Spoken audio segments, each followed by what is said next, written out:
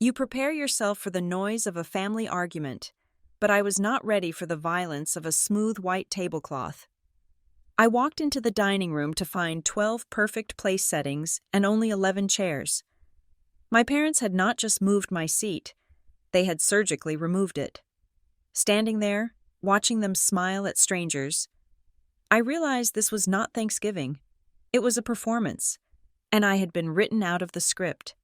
The asphalt of Interstate 95 hummed beneath the tires of my sedan. A monotonous drone that did nothing to settle the riot in my stomach. I was 33 years old, an age where a woman should theoretically be immune to the gravitational pull of her parents' disapproval. Yet here I was, gripping the steering wheel until my knuckles turned the color of old parchment. I was driving back to Briar Glen, Connecticut. It was a town where the lawns were manicured to within an inch of their lives, and the silence was heavy with the weight of unsaid things. I had not been home in 11 months, the last time I had seen my parents. The conversation had ended with my father checking his watch and my mother asking if I intended to wear that coat in public. I rehearsed my lines against the windshield. Hello. Mother. The drive was fine. Yes. Work is going well. No. I am not seeing anyone new. And yes, I am still happy. The lines tasted like cardboard. They were safe, beige, unoffensive. They were exactly what Elaine Robinson had demanded 2 days ago when she called me, her voice tight with a tension I could not parse. She had said, simply, just be normal for one day. Natalie, we have guests. Just come home and be normal. Normal, in the Robinson lexicon. Normal meant compliant. It meant smiling until your cheeks ached and never mentioning the fact that the family money was always discussed in hushed tones behind closed library doors. I took the exit for Briar Glen. The trees here were older, their branches skeletal against the gray November sky. The houses grew larger, set further back from the road, guarded by stone walls and iron gates. My chest tightened. I had spent the last year building a life that felt authentic. A life where I did not have to apologize for taking up space. Returning here felt like walking voluntarily back into a cage I had barely escaped. I turned onto Highland Ridge Road. My parents' house sat at the top of the hill, a sprawling colonial revival that always felt more like a museum than a home. As I pulled into the circular driveway, I hesitated. The driveway was full. There were cars I did not recognize. A sleek black luxury sedan with tinted windows, a silver convertible that looked impractical for November, a vintage roadster that screamed old money. I parked my modest hatchback near the rhododendrons, feeling the immediate, familiar shame of not fitting the aesthetic. I checked my reflection in the rearview mirror. My hair was pulled back, my blouse was silk, high-necked, respectable. I looked like a daughter who could be paraded. I looked like a lie. I took a deep breath, inhaling the scent of damp leaves and wood smoke, and walked to the front door. I did not have to knock. The door opened before I reached it, pulled back by a caterer in a crisp white uniform. "May I take your coat, miss?" he asked. I blinked. "I am the daughter." I wanted to say, "I live here," or "I used to." Instead, I handed him my coat and stepped into the foyer. The house had been transformed. It was always clean. But this was different. This was staged. The foyer table, usually home to a scattering of mail and keys, was adorned with a massive floral arrangement of autumnal orchids and dried wheat. Towering so high it obscured the mirror behind it, the lighting was dimmed, amber and soft, curated to hide flaws. And there was music, live music. In the corner of the living room, a violinist stood by the fireplace, playing a mournful, elegant piece that I recognized but could not name. He was dressed in a tuxedo. My mother had hired a violinist for Thanksgiving dinner. I walked further into the room. There were people everywhere, perhaps 20 of them, holding crystal tumblers of amber liquid, laughing softly. I recognized only a few faces. There was Aunt Sarah, looking pinched and anxious near the window. There was a cousin, Mark, who was aggressively ignoring me. The rest were strangers. Men in three-piece suits who looked like they worked in finance or acquisitions. Women in dresses that cost more than my car, their necks draped in pearls that caught the firelight. It felt less like a family holiday and more like a fundraising gala for a cause nobody actually cared about. Natalie. The voice was cool, detached. I turned to see my mother, Elaine Robinson, gliding toward me. She was wearing a dress of midnight blue velvet, her silver hair coiffed into an indestructible helmet of elegance. She looked beautiful and terrifying. "Mother," I said. I leaned in to kiss her cheek, but she turned slightly, offering me only the air beside her ear. "You made it," she said, pulling back to inspect me. Her eyes raked over my outfit. Finding faults, she was polite enough not to verbalize. "You are late. I am 10 minutes early," I said. "The guests arrived half an hour ago," she countered, her smile never wavering. "It does not matter. Go say hello to your father. He is in the library with Miles." "Who is Miles?" I asked. "A consultant," she said, waving her hand vaguely. "A family friend. Just go, Natalie, and try to smile. You look like you are attending a funeral." I swallowed the sharp retort building in my throat and moved through the crowd. I felt like a ghost haunting my own life. These people looked through me, their eyes sliding over my face without recognition. I was the daughter, the blood relative, yet I felt like the intruder. I found my father, Grant Robinson, in the library. He was standing by the mahogany desk, a glass of scotch in his hand, laughing at something a younger man had just said. Grant looked older than I remembered. His hairline had receded further, and there was a new heaviness to his jowls, a slackness that the expensive suit could not quite hide, but his eyes were the same, blue, piercing, constantly assessing the value of everything in the room. "Dad," I said. The laughter stopped. Grant turned. His smile did not disappear, but it changed temperature. It went from warm to room temperature in a second. "Natalie," he said. He did not move to hug me. "We are discussing business. It is Thanksgiving," I said, trying to keep my voice light. "Business never sleeps. Natalie, you would know that if you had chosen a different path." The jab was effortless, practiced. I ignored it. I looked at the man beside him. He was younger than me, perhaps 30, with hair cut so sharp it looked like it could draw blood.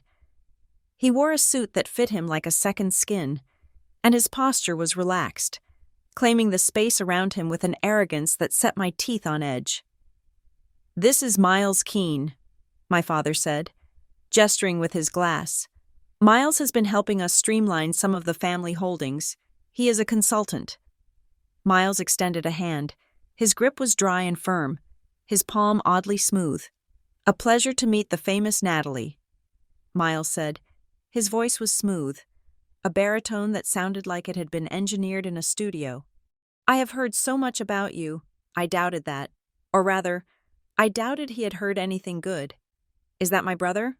I asked, looking past Miles. Evan was standing in the corner, near the bookshelves, staring at his shoes. My younger brother, 29 years old, looked like a child who had been caught stealing candy. He was pale, his tie was slightly crooked, and he was sweating despite the chill in the room. "Evan?" I called out. He jumped. His eyes darted to me, then to Miles, then back to the floor. "Hey, Nat," he mumbled. I walked over to him, lowering my voice. "Are you okay? You look like you have the flu." "I am fine," he said. "Too quickly. Just tired. Work has been crazy." "What work?" I asked. Evan had never held a job for longer than 6 months. He was currently, to my knowledge, finding himself.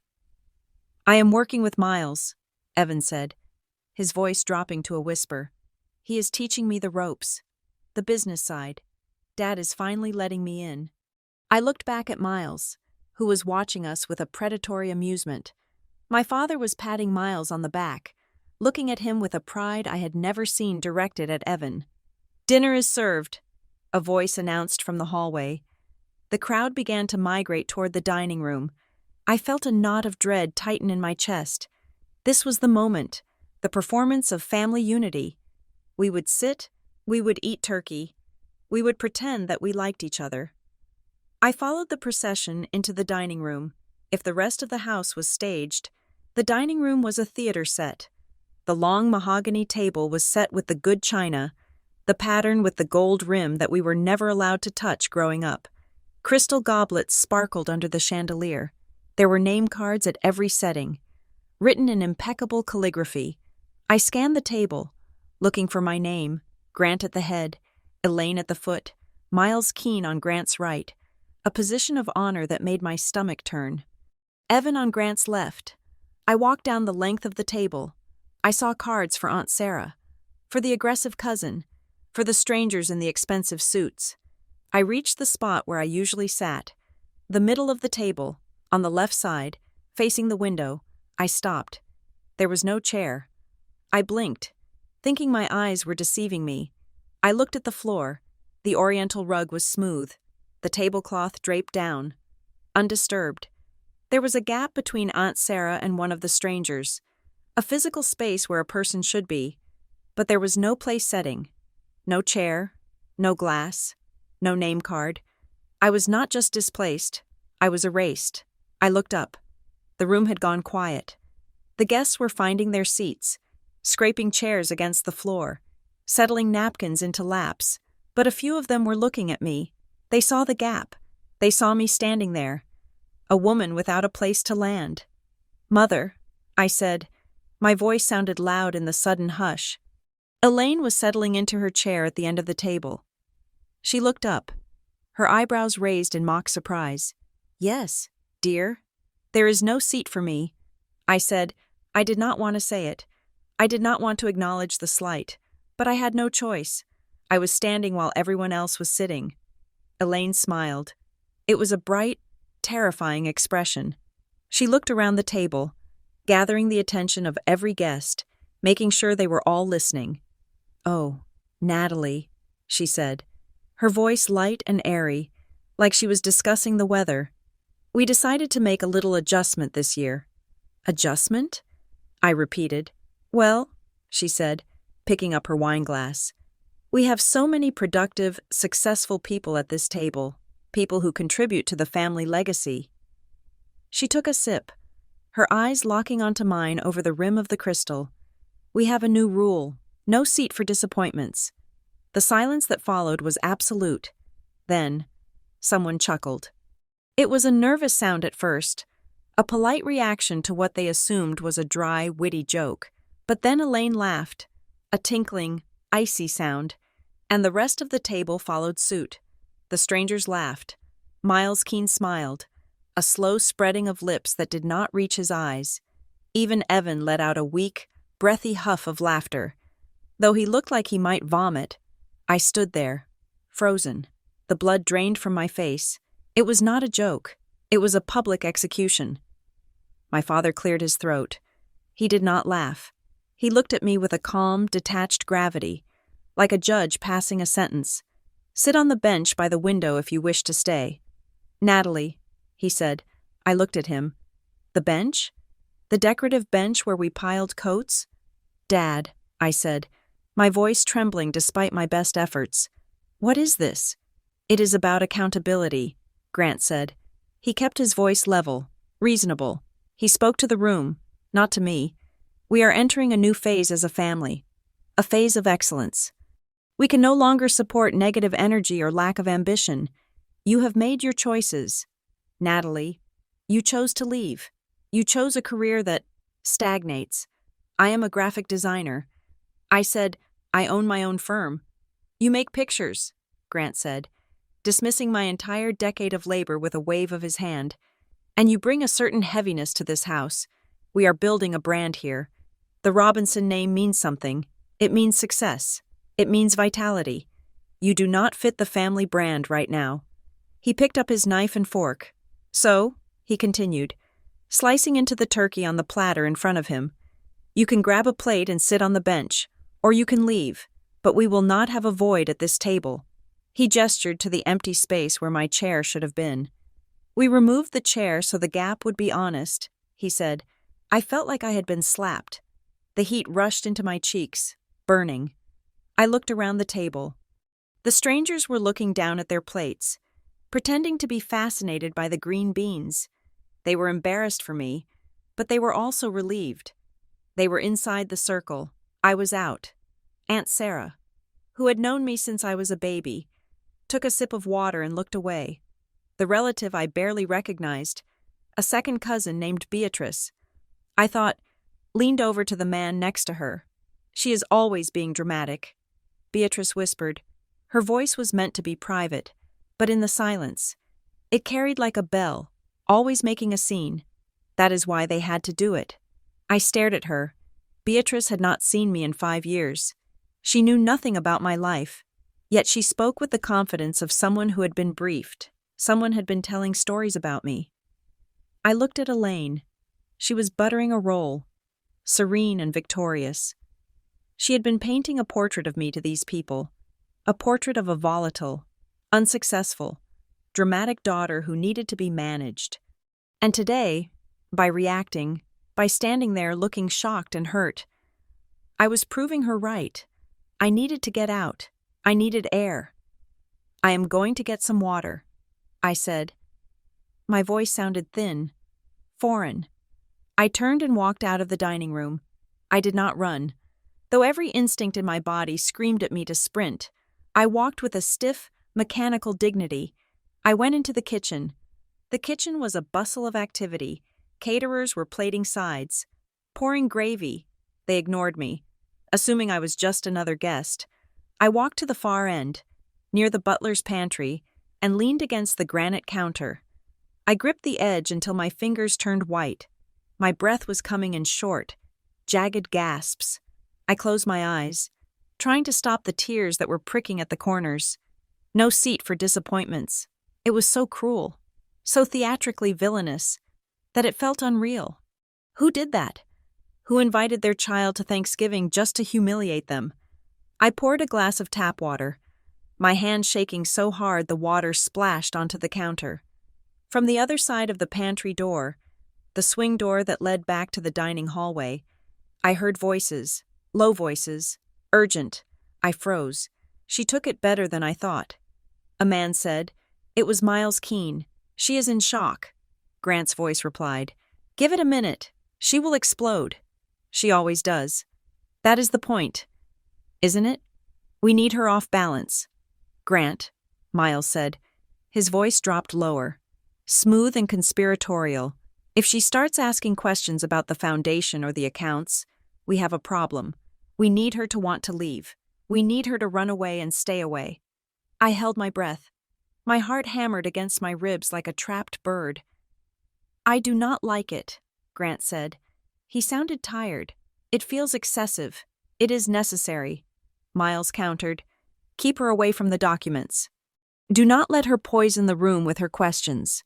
Once the restructure is finalized next week, it won't matter. But for now, she is a liability. If she sees the mail, if she talks to the grandfather—" "We handled Harold," Grant said quickly. Elaine spoke to the staff. "He is locked down." "Good," Miles said. "Now, go back in there. Make a toast. Talk about the future. I will make sure Evan keeps his mouth shut." Footsteps moved away. I stood in the kitchen, the glass of water forgotten in my hand. The humiliation that had been drowning me a moment ago suddenly receded, replaced by a cold, sharp clarity. This was not just spite. My parents were cruel. Yes, they were narcissists who viewed their children as extensions of their own egos. But they were also obsessed with appearances. Staging a public humiliation was messy. It was risky. Unless the risk of me staying was greater. Keep her away from the documents. Do not let her poison the room.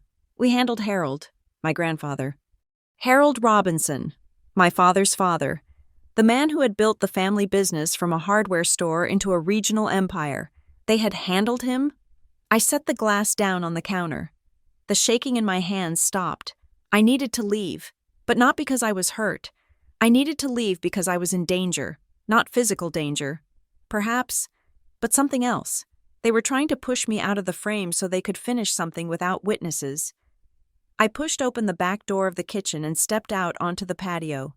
The cold air hit me like a slap. bracing and clean. The sun had set, and the darkness was settling over the expansive lawn. I walked to the edge of the stone terrace. Fumbling for my phone, I dialed Tessa. Tessa Lang had been my best friend since we were 7 years old. She was the only person who knew the truth about the Robinsons, that the perfect facade hid a rot of emotional neglect and psychological warfare. She answered on the second ring. "Hello? Tell me you are eating pie and it is delicious." "I am not eating pie," I said. I let out a sound that was half laugh, half sob. "I am standing in the backyard, Tessa." They removed my chair. "What?" Tessa asked. "You mean they moved you to the kids' table?" "No," I said. "I mean they removed it. Physically. There was a hole at the table." My mother told the entire room. No seat for disappointments. Then my dad gave a speech about the family brand. There was a silence on the line. "Natalie," Tessa said, her voice dropping an octave. "Get out of there." "I know." I said, It was insane. "Tess, there are people here I don't know. A violinist. It's like a cult meeting." "Leave," Tessa said firmly. "Do not say goodbye. Just get in your car and drive to my place. Or go to a hotel. Do not stay there. If they are escalating like this, something is wrong. They are trying to provoke you. They are—" I whispered. I overheard them. "There is a guy. A consultant. He told my dad they need me to run away so I don't see the documents." "What documents?" "I don't know, but they are scared." "Tessa." My dad sounded desperate. "Okay," Tessa said. "Listen to me. You are 33 years old. You are a successful business owner. You do not need their turkey. You do not need their approval. Get in your car." I took a deep breath. The cold air filled my lungs, displacing the stifling perfume of the dining room. "I am leaving," I said, "but I am not running away. Natalie, don't do anything stupid. I am just going to get my coat." I said. I hung up. I stood there for a moment, looking at the house. The windows glowed with warm, golden light. From the outside, it looked perfect. It looked like the American dream. I walked back inside. I moved through the kitchen, ignoring the caterers. I walked down the hallway. I could hear the clinking of silverware against china, the murmur of polite conversation. They had moved on. The disappointment had been removed, and now they could enjoy their meal. I walked to the archway of the dining room. I did not go in. I stood on the threshold. Elaine was laughing at something Miles was saying. Grant was pouring wine. Evan was staring at his plate, pushing peas around with his fork. I watched them for a long moment.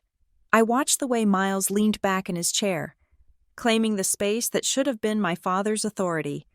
I watched the way Elaine's eyes darted around the room, checking to make sure everyone was admiring her.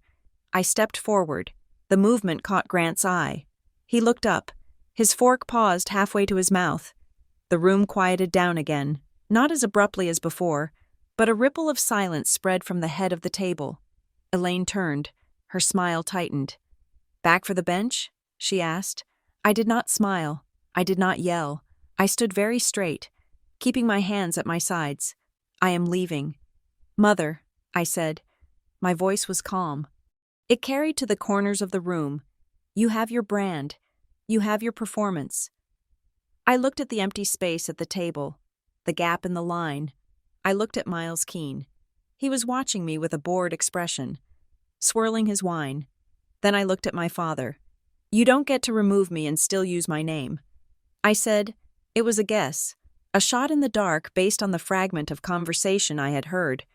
Documents, signature, name. The reaction was subtle. But it was there. Miles Keene's hand stopped swirling the wine. And Grant flinched.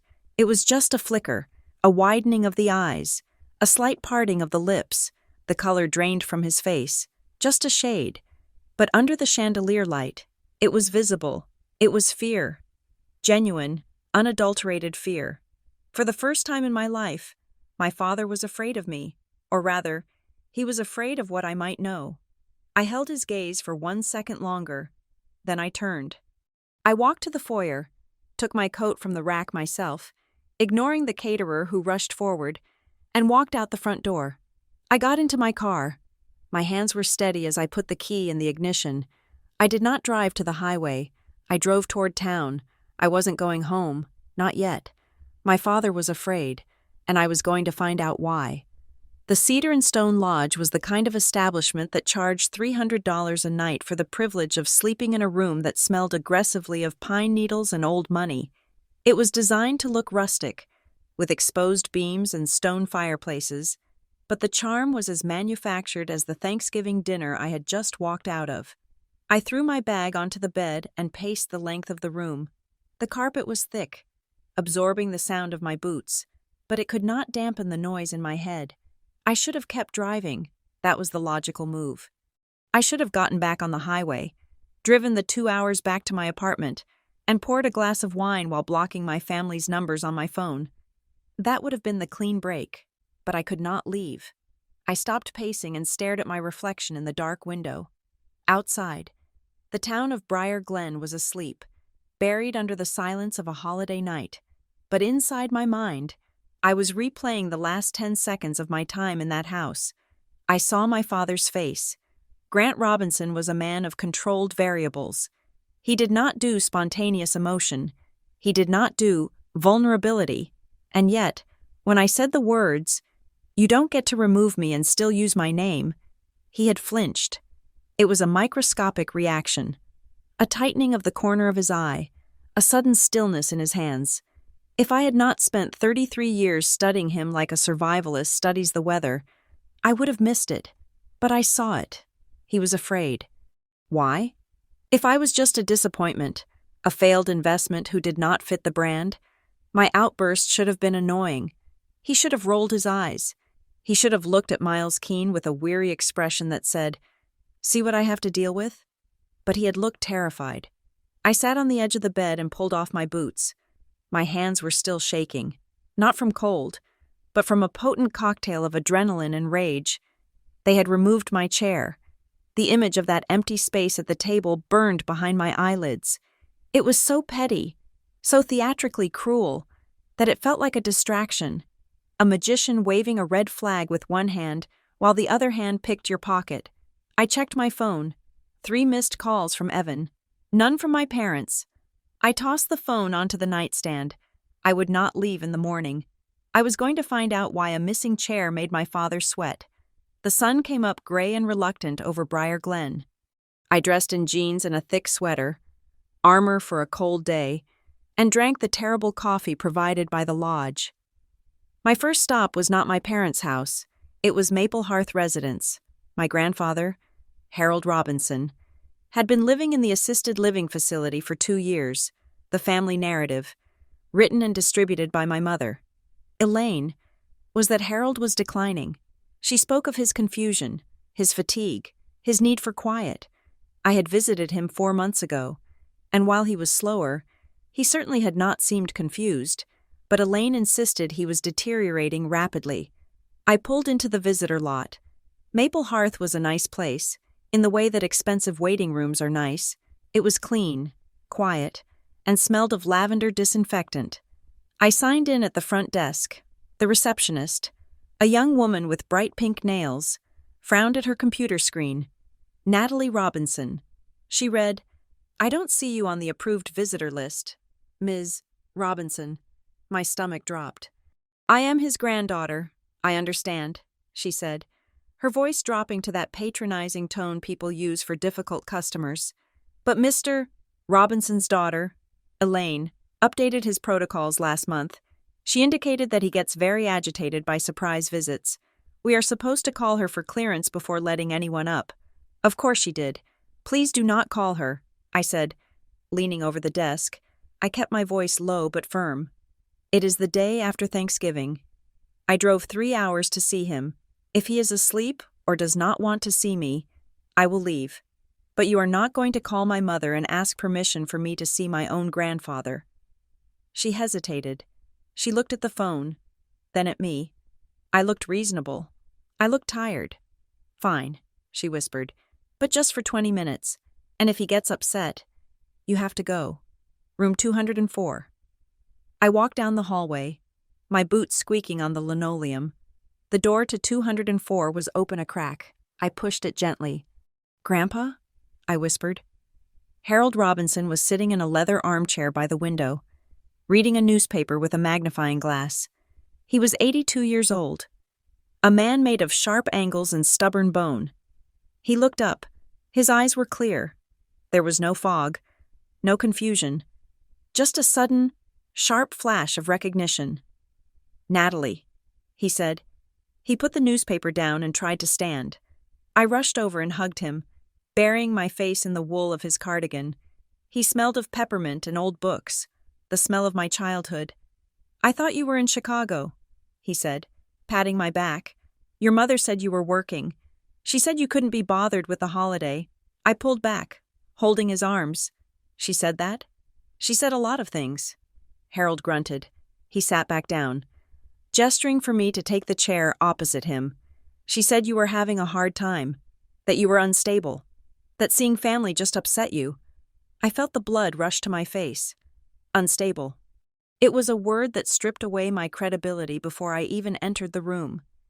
I was 10 minutes away. "Grandpa," I said, "I went to the house yesterday." His eyebrows shot up.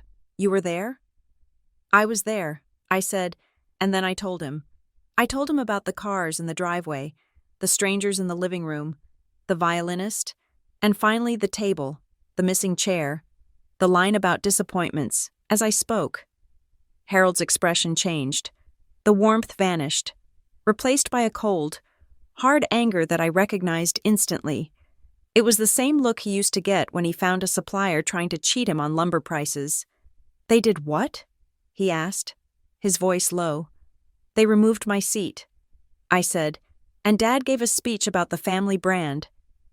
Harold gripped the arms of his chair until his knuckles turned white. "That pompous, insecure fool," he muttered. "And Elaine, I knew she was vicious. But this—" He looked at me, his eyes searching my face. "Why didn't you call me?" I asked. "Why didn't you tell me they were blocking me?" Harold sighed, a sound that seemed to rattle in his chest. "Because I am tired. Natalie, fighting your mother is like fighting a kudzu vine.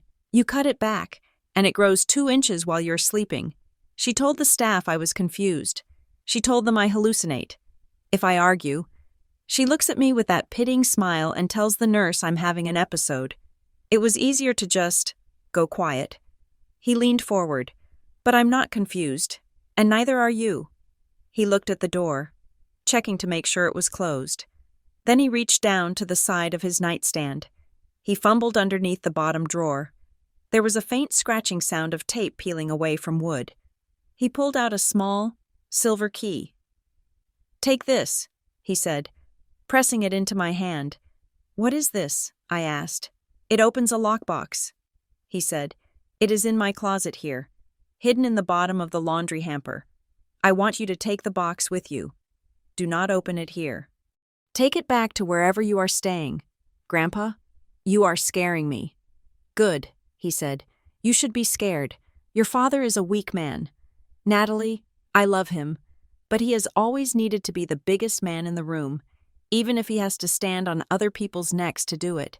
And lately—" He paused, looking out the window at the gray sky. "Lately, he has been desperate," Harold said. "He comes here, and he talks at me. He doesn't talk to me. He talks about legacy, about stewardship. But he smells like fear." He squeezed my hand. "If anything ever feels wrong," he said, his voice intense, "if the math doesn't add up, look in the lockbox. Not your parents' box. Mine." I closed my fingers around the key. It was cold and sharp against my palm. "I promise," I said. "And Natalie," he added, "do not confront them yet. Not until you read what is in that box. If you go in screaming, they will just paint you as the crazy daughter. They have already primed the canvas. You need to be smarter than they are." I nodded. I stood up, tucked the key into my jeans pocket, and retrieved the small, heavy metal box from the bottom of his laundry hamper. I shoved it into my tote bag, under my scarf. "I love you, Grandpa," I said. "Get out of here," he said, picking up his newspaper. before the nurse comes in and reports us both. I left Maple Hearth with the weight of the lockbox pulling on my shoulder. My next stop was the house. I knew the schedule. Friday after Thanksgiving was sacred. My father played golf at the club, rain or shine. My mother went to her recovery brunch with her social circle. Evan would be asleep or hiding. The house would be empty. I parked my car 2 streets over, in front of a neighbor's house who I knew wintered in Florida. I walked through the woods that separated the properties, my boots sinking into the damp, decaying leaves. I felt like a criminal in the backyard of the house I grew up in. I reached the garage keypad. It was an old system, installed in the 90s. My father never changed passwords unless he was forced to. I punched in the code, 1980. The year they were married. The keypad beeped. The heavy door groaned and began to roll up. I ducked under it before it was fully open and hit the button to close it immediately. I stood in the dark garage, smelling gasoline and fertilizer. My father's luxury SUV was gone. My mother's sedan was gone. Evan's car was missing too. Perfect. I entered the house through the mudroom. It was silent. The air was still thick with the smell of sage and roasted turkey, a ghost of the meal I had been denied. I walked softly. Though there was no one to hear me, I went straight to the home office. The office was my father's sanctuary. It was where the business, a vague term that encompassed real estate, investments, and consulting, was conducted. I reached for the door handle. Locked. That was new. We never locked doors inside the house. I looked at the handle. It had been replaced with a digital keypad, sleek and black. I tried the marriage year code. Red light. I tried my birthday. Red light. I tried Evan's birthday. Red light. I stood back, frustrated. What were they keeping in there? I turned to leave, and my eye caught the mail slot in the bottom of the door. It was an old-fashioned detail, meant for sliding newspapers in without opening the door.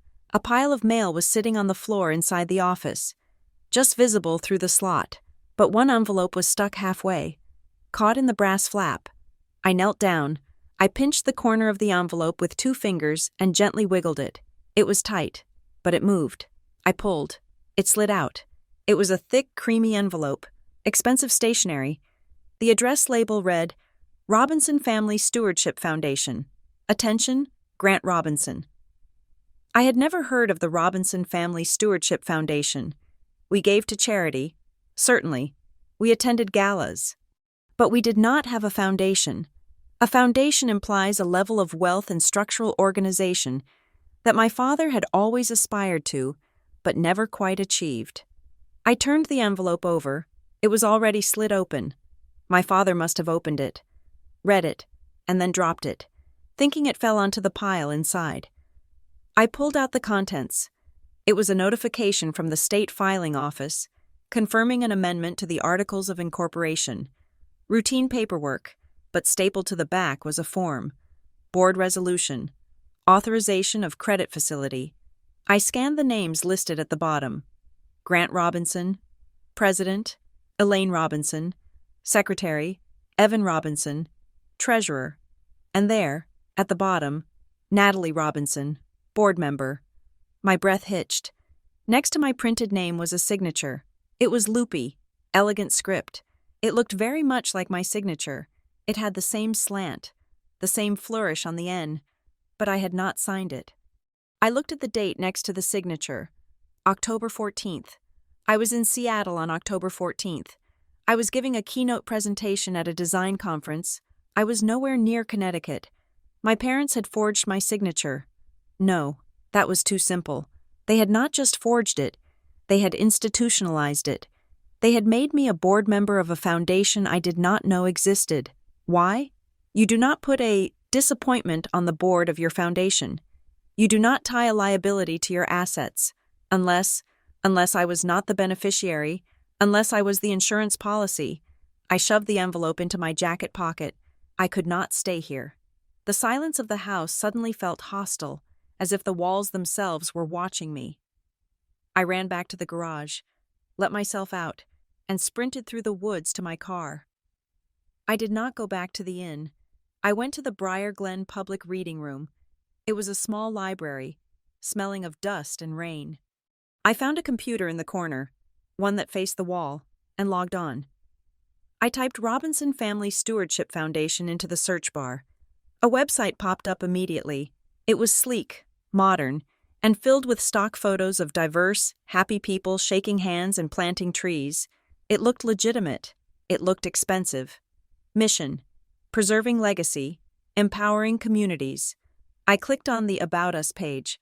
There was a photo of my parents, smiling benevolently on a park bench, and below them, a list of the board of directors. My name was there: Natalie Robinson, Director of Community Outreach. I laughed out loud, a harsh sound that made the librarian look up. Director of Community Outreach? I lived 3 states away. I had not reached out to this community in a decade. I clicked on the News and Updates tab. There were minutes posted from quarterly meetings. Transparency was a legal requirement for certain types of nonprofits. I opened the PDF for the meeting dated November 12th. Meeting call to order by Grant Robinson. Attendees: Grant Robinson, Elaine Robinson, Evan Robinson, Miles Keene, Advisor, Natalie Robinson. I stared at the screen. November 12th. I was in Chicago for a client pitch. I had receipts. I had Uber records. I had a photo of myself eating deep dish pizza posted to my Instagram. I scrolled down the document. Motion to approve the acquisition of the River Valley property for development of the new community center. Motion seconded by Evan Robinson. Discussion. Natalie Robinson expressed full support for the initiative, citing the long-term benefits for the family portfolio. Vote: unanimous.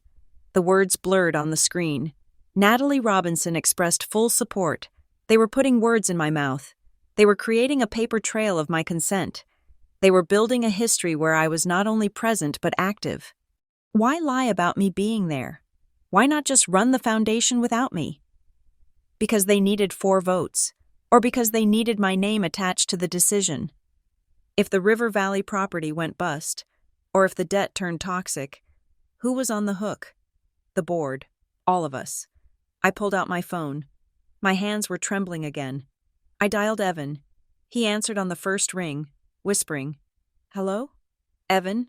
I said. I kept my voice steady, though I wanted to scream. "Where are you?" "I am in the bathroom," he whispered. "We are at the club. Dad is meeting with some investors." "Who is Miles Keene?"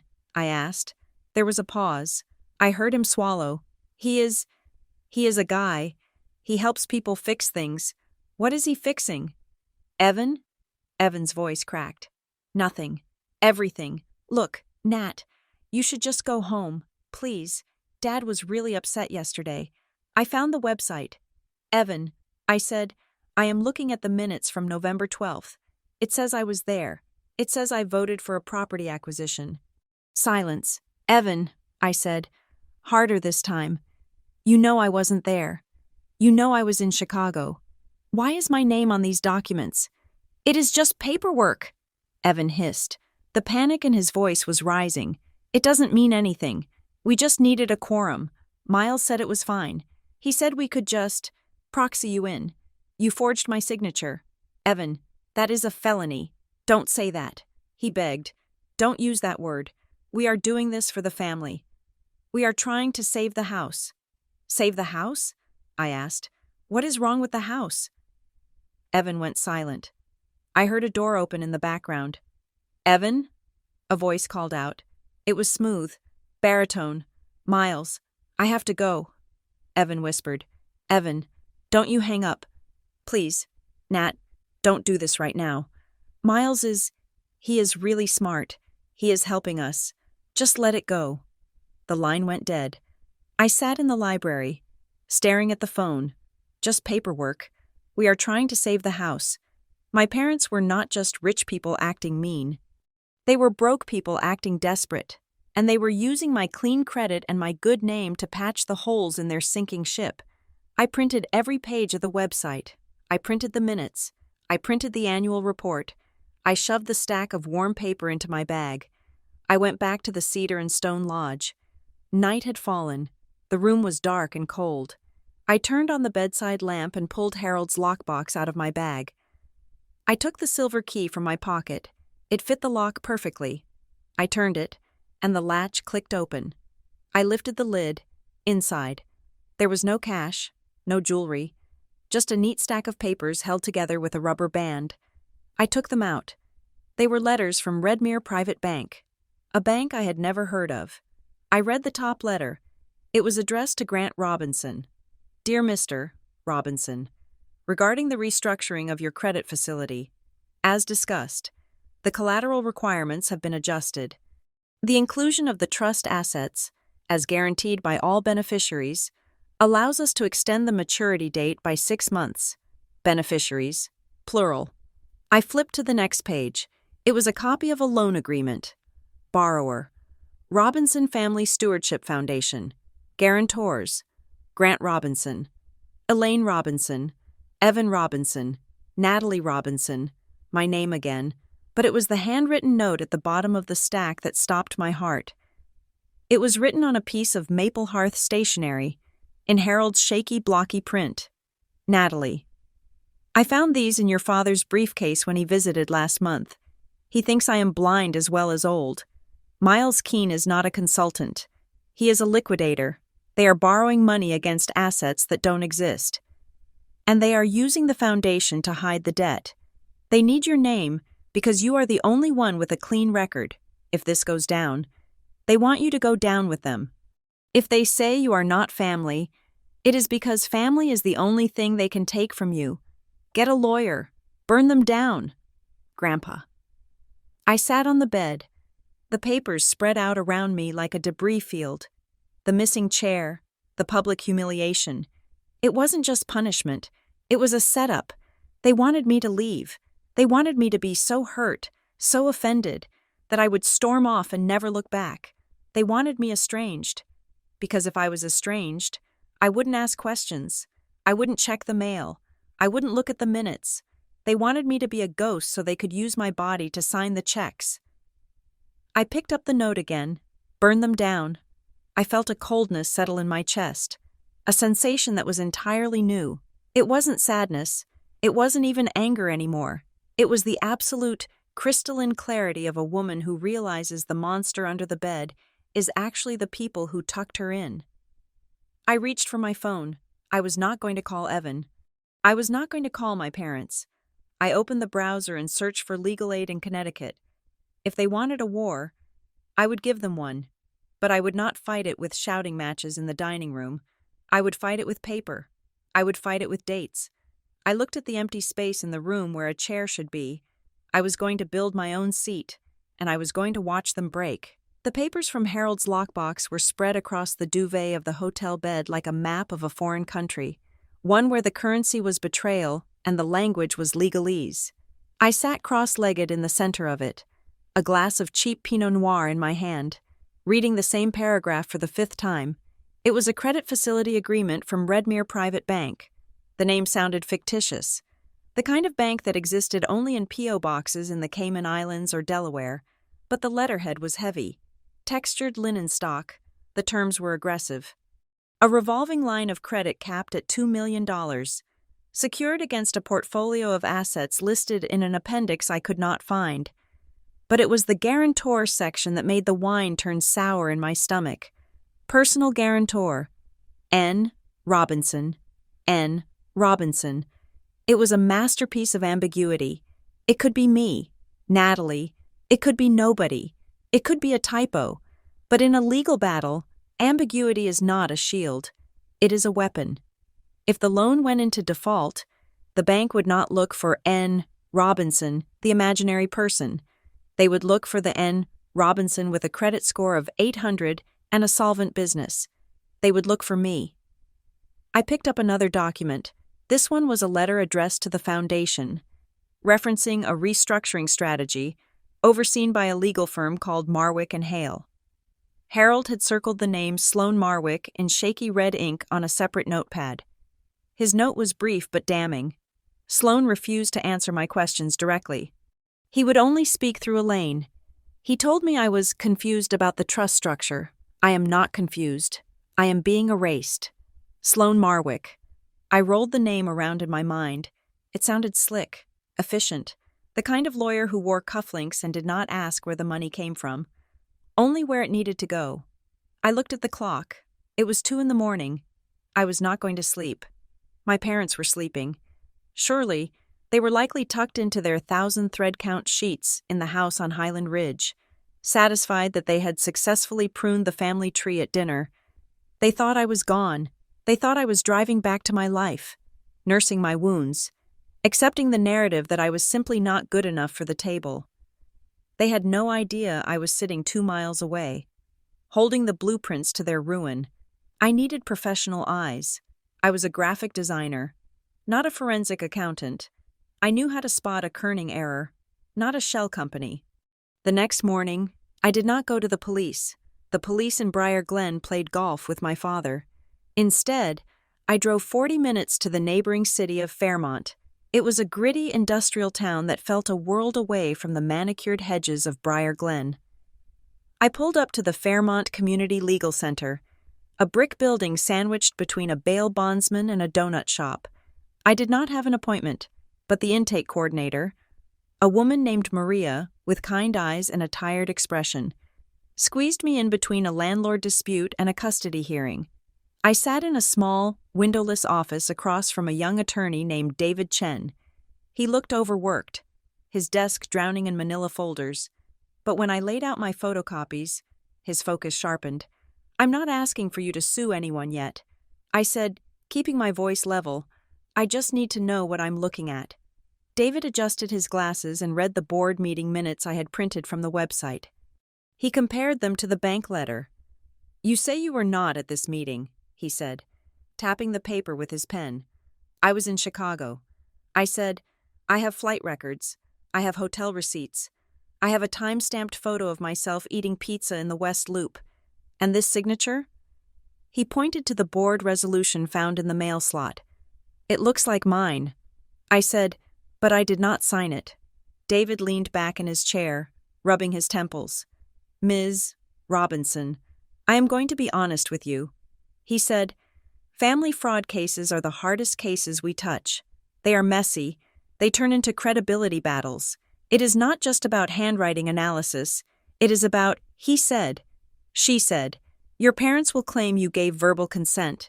They will claim you signed it and forgot. They will claim you are disgruntled because of some personal slight. They already started that." I said, "They humiliated me publicly 2 days ago. They called me unstable." David nodded grimly. "That is the playbook. They discredit the witness before the witness even takes the stand. If you go after them, you need to be bulletproof. You cannot just have suspicions. You need hard evidence that you were not there, and you need to prove that this entity, this foundation, is acting fraudulently." He pushed the papers back to me. "Be careful," he warned. "If this Sloan Marwick is involved, they have legal cover. These guys know how to walk the line between unethical and illegal. Do not tip your hand until you are ready to strike. If they know you are investigating, they will shred everything." I walked out of the legal center with my heart hammering against my ribs. I felt exposed, but I also felt a strange, cold resolve hardening inside me. I spent the rest of the afternoon in the library of the Fairmont State University, using a guest pass to access the internet away from my own devices. I started building my life raft. I pulled up my calendar for November 12th. I downloaded my Uber history. Chicago O'Hare to the Loop, 8:45 in the morning. I downloaded my credit card statement. Starbucks, West Jackson Boulevard, 9:15 in the morning. I found the emails I had sent that day, dozens of them, sent from a time zone 1 hour behind Connecticut. I created a digital folder titled The Real Natalie Robinson.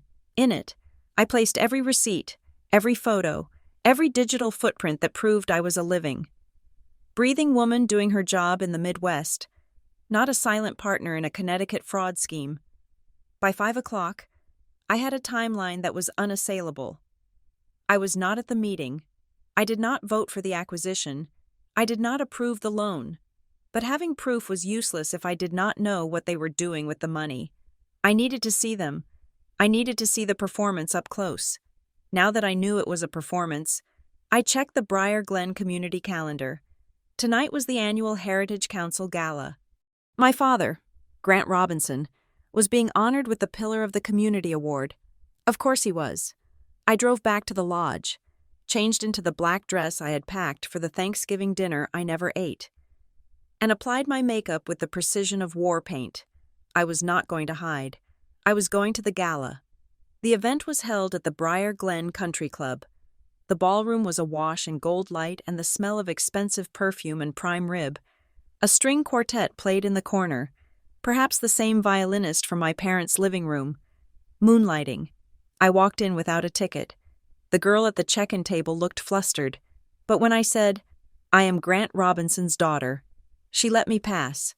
I stood by the bar, ordering a club soda, and watched the room. My parents were holding court near the center of the dance floor. Grant looked flushed, happy, his hand resting on the shoulder of the mayor. Elaine was radiant in emerald green, laughing at a joke I was sure wasn't funny. They looked like the perfect couple. They looked like money. But now, watching them with the knowledge of the lockbox burning in my mind, I saw the cracks. I saw the way Grant's eyes darted to the door every time it opened. I saw the way Elaine's hand gripped her wineglass, her knuckles white. They were performing. They were tap dancing on a sheet of ice that was cracking beneath their feet. I saw Evan. He was standing by the buffet, looking miserable. He was talking to an older woman, nodding robotically, and I saw Miles Keene. He was working the room like a shark swimming through a school of tuna. He shook hands. He clapped shoulders. He whispered in ears.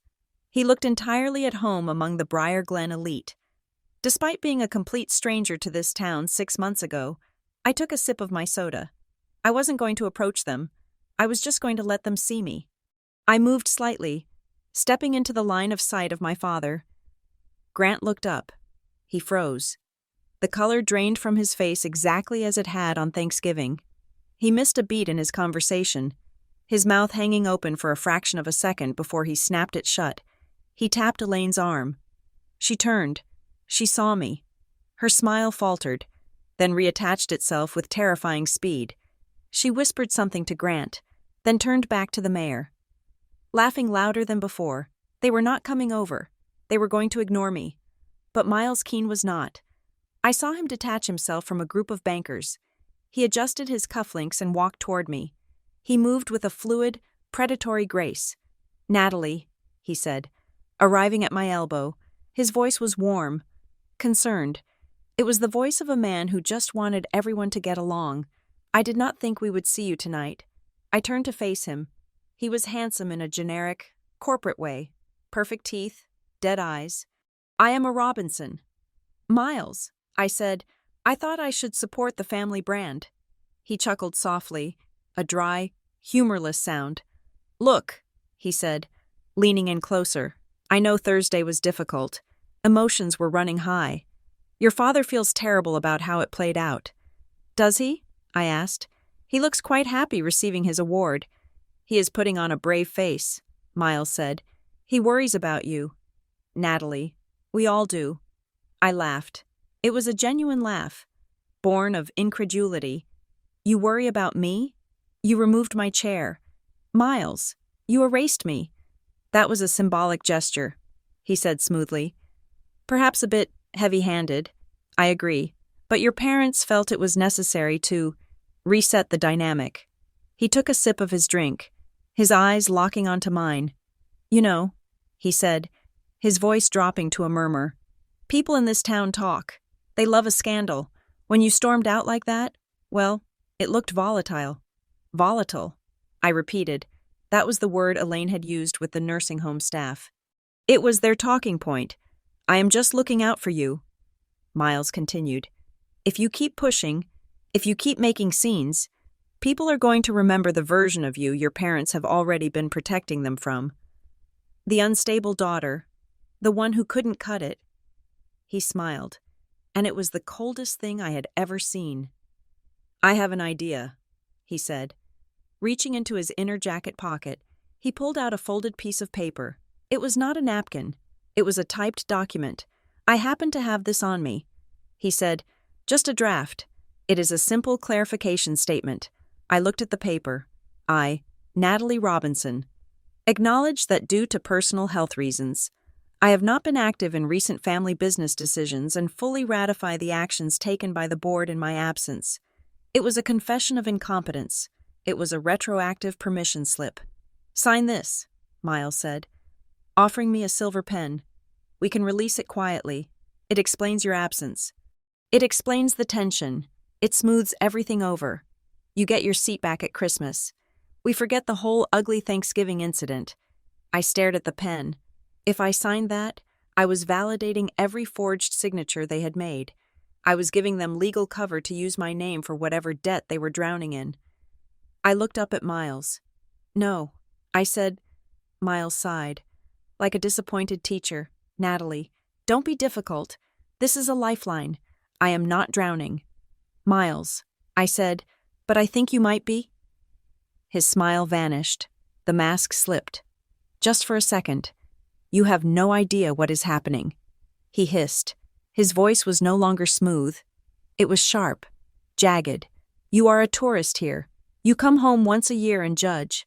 You don't see the fire until it is burning the roof. Then let it burn, I said. I turned and walked away. I felt his eyes boring into my back. I left the ballroom and went to the terrace. My hands were shaking again. Miles Keene was not just a consultant. He was a handler, and he was scared. He had tried to get me to sign that paper right there, at a party, because he needed to close the loophole that was me. I needed to talk to someone who knew the truth. I drove back to Maple Hearth. It was late, past visiting hours, but I knew the night shift nurse. A woman named Patricia was easier to bypass than the day staff. I told her I had dropped my keys in my grandfather's room. She waved me through. Harold was awake. He was watching an old Western on television with the volume low. He looked up when I entered. You look like you have been to a funeral, he said. A fundraiser, I said, sitting on the edge of his bed. Same thing. I told him about Miles. I told him about the clarification statement. Harold shook his head slowly. They are desperate, he said. They need your consent to keep the bank at bay. If Redmere finds out the guarantor, you, did not actually guarantee anything, they will call the loan. Why Evan? I asked. Why is Evan going along with this? He is the treasurer. He has to know it is illegal. Harold sighed. Evan has spent his whole life waiting for Grant to look at him with pride. Your father has always treated Evan like an afterthought, a soft boy, a disappointment in his own right. Then Miles comes along. Miles tells Evan he is smart. Miles tells Evan he can be the hero who saves the family fortune. Harold looked at me sadly. Evan is not evil. Natalie, he is weak, and he is hungry for love. That is a dangerous combination. He is going to go to jail. I said, if this blows up, his name is on everything. Harold nodded. That is the plan. If the ship sinks, Miles will have a life raft. Grant and Elaine will claim ignorance. And Evan will be the captain who goes down with the vessel. I felt a surge of nausea. They were sacrificing their son to save their reputation. I kissed Harold on the forehead. I have to go, I said. I have to figure out how deep Miles is buried in this. Be careful. Natalie, Harold whispered. A cornered rat bites hard. I left the facility. As I walked to my car, I saw a woman smoking a cigarette near the entrance. She turned. It was Joan Whitaker. Joan was a longtime friend of my mother's. She was a gossip, a social climber, and generally harmless. But she had always been kind to me. Natalie? She asked, squinting through the smoke. Is that you? Hello? Mrs. Whitaker? I said, I didn't know you were in town. She said, I thought, well, Elaine said you had gone back to the city. She said the visit was short. It was, I said. Joan looked at me, her expression shifting. She took a drag of her cigarette. You know, she said, lowering her voice, it is strange seeing you. I was just talking to your mother yesterday. We were at the club. She was in a state. About what? I asked. She was asking me about, well, it was odd. She asked if I knew any good reputation management firms. She said she had to handle someone whose name was on documents, but who didn't deserve to be. My stomach clenched. Didn't deserve to be? I asked. Yes, Joan said.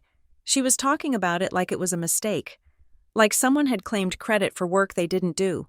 She said, "How do you handle a parasite, Joan?" A parasite. I felt a cold flash of anger. My mother was planting the seeds.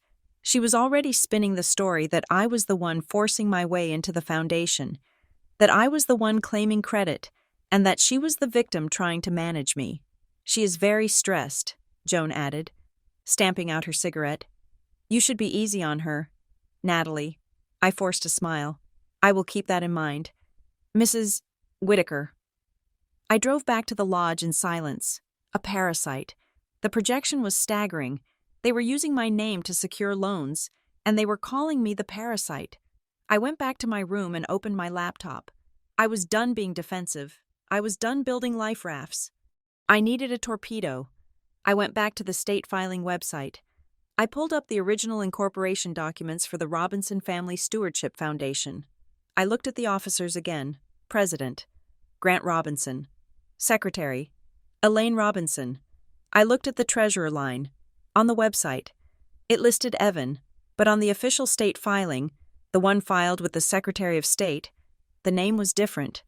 Treasurer, Keene Advisory Services, LLC, Registered Agent, Miles Keene. I sat back. Evan wasn't the treasurer. Evan was a figurehead. Miles Keene was the treasurer. Miles Keene controlled the money. This meant Miles wasn't just advising them. He was authorized to move funds. He was authorized to write checks. He was inside the structure. I looked up Keene Advisory Services. It was registered to a P.O. box in Delaware. The same address, I realized with a jolt. As the registered agent for Redmere Private Bank, the connection clicked into place like a deadbolt sliding home. Miles Keene wasn't working for my parents. He wasn't working for the bank. He was the bank. He had created a fake bank, lent my parents money from it, money that likely came from other victims, and secured it against their real assets, their home, their land, their legacy, and when they inevitably defaulted on the loan to his fake bank, he would seize everything. He wasn't saving the house, he was stealing it, and my parents were so desperate to maintain the illusion of wealth, so terrified of admitting they were broke, that they had invited the thief in, given him the keys, and offered him their children as collateral. I closed the laptop. I walked to the window. The moon was high and bright over Briar Glen. I thought about the missing chair. I thought about the humiliation. They had done it to silence me, to keep me away from this truth. But they had failed. I wasn't going to scream anymore. I wasn't going to beg for a seat at a table that was already being sold for scrapwood. I was going to bring receipts. I picked up the phone and dialed the number for the legal aid clinic. I left a voicemail for David Chen. David, it is Natalie. I know who Miles Keene is, and I know how we catch him. I am not leaving town. I am going to the board meeting next week, and I'm going to need a notary. I hung up. I lay down on the bed, but I did not close my eyes. I stared at the ceiling, feeling the anger distill into something purer, something stronger. My parents had branded me a disappointment. Fine. I would be the greatest disappointment of their lives. I would be the disappointment that saved them from themselves, whether they wanted it or not. I fell asleep with the lockbox key clutched in my hand. Monday morning began not with a bang, but with the quiet, suffocating rustle of bureaucracy. I sat in a corner booth at a diner called the Early Bird, a stack of pancakes growing cold untouched beside my laptop. I had spent the last 48 hours becoming an expert in the mundane horror of public records. The Connecticut Business Registry is a dry, unfeeling place. It does not care about family dynamics or emotional warfare. It only cares about filings, dates, and fees.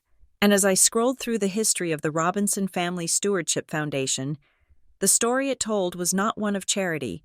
It was one of panic. I found the original articles of incorporation, filed 5 years ago. Back then, it was clean. Grant Robinson, President, Elaine Robinson, Secretary, a modest mission statement about preserving local history.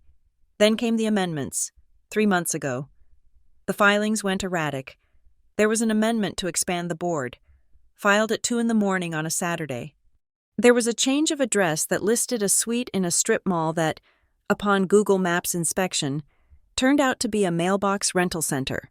And then, the registered agent. For years, the registered agent had been a local attorney, a man named Henderson who I remembered seeing at Christmas parties. He was old, slow, and honest, but 6 weeks ago, Henderson had been removed. The new registered agent was Keen Advisory Services. I clicked on the hyperlink for Keen Advisory Services. It led to a filing that was barely 3 months old. The principal office was listed as a P.O. box in Delaware. The organizer was Miles Keen. It was a closed loop. Miles Keen was the agent for the foundation. Miles Keen was the treasurer. Miles Keen was the advisor. He was the snake eating its own tail. And my family was trapped in the belly. I closed the laptop, feeling the bile rise in my throat. This was not just mismanagement. This was a hostile takeover disguised as a rescue mission. I paid my bill and drove to Maple Hearth. The drive was gray and wet, the sky threatening snow. When I arrived at the assisted living facility, the atmosphere felt heavier than usual. The receptionist did not look me in the eye when I signed in. I walked to room 204. The door was closed. I knocked softly. "Grandpa?" There was no answer. I pushed the door open.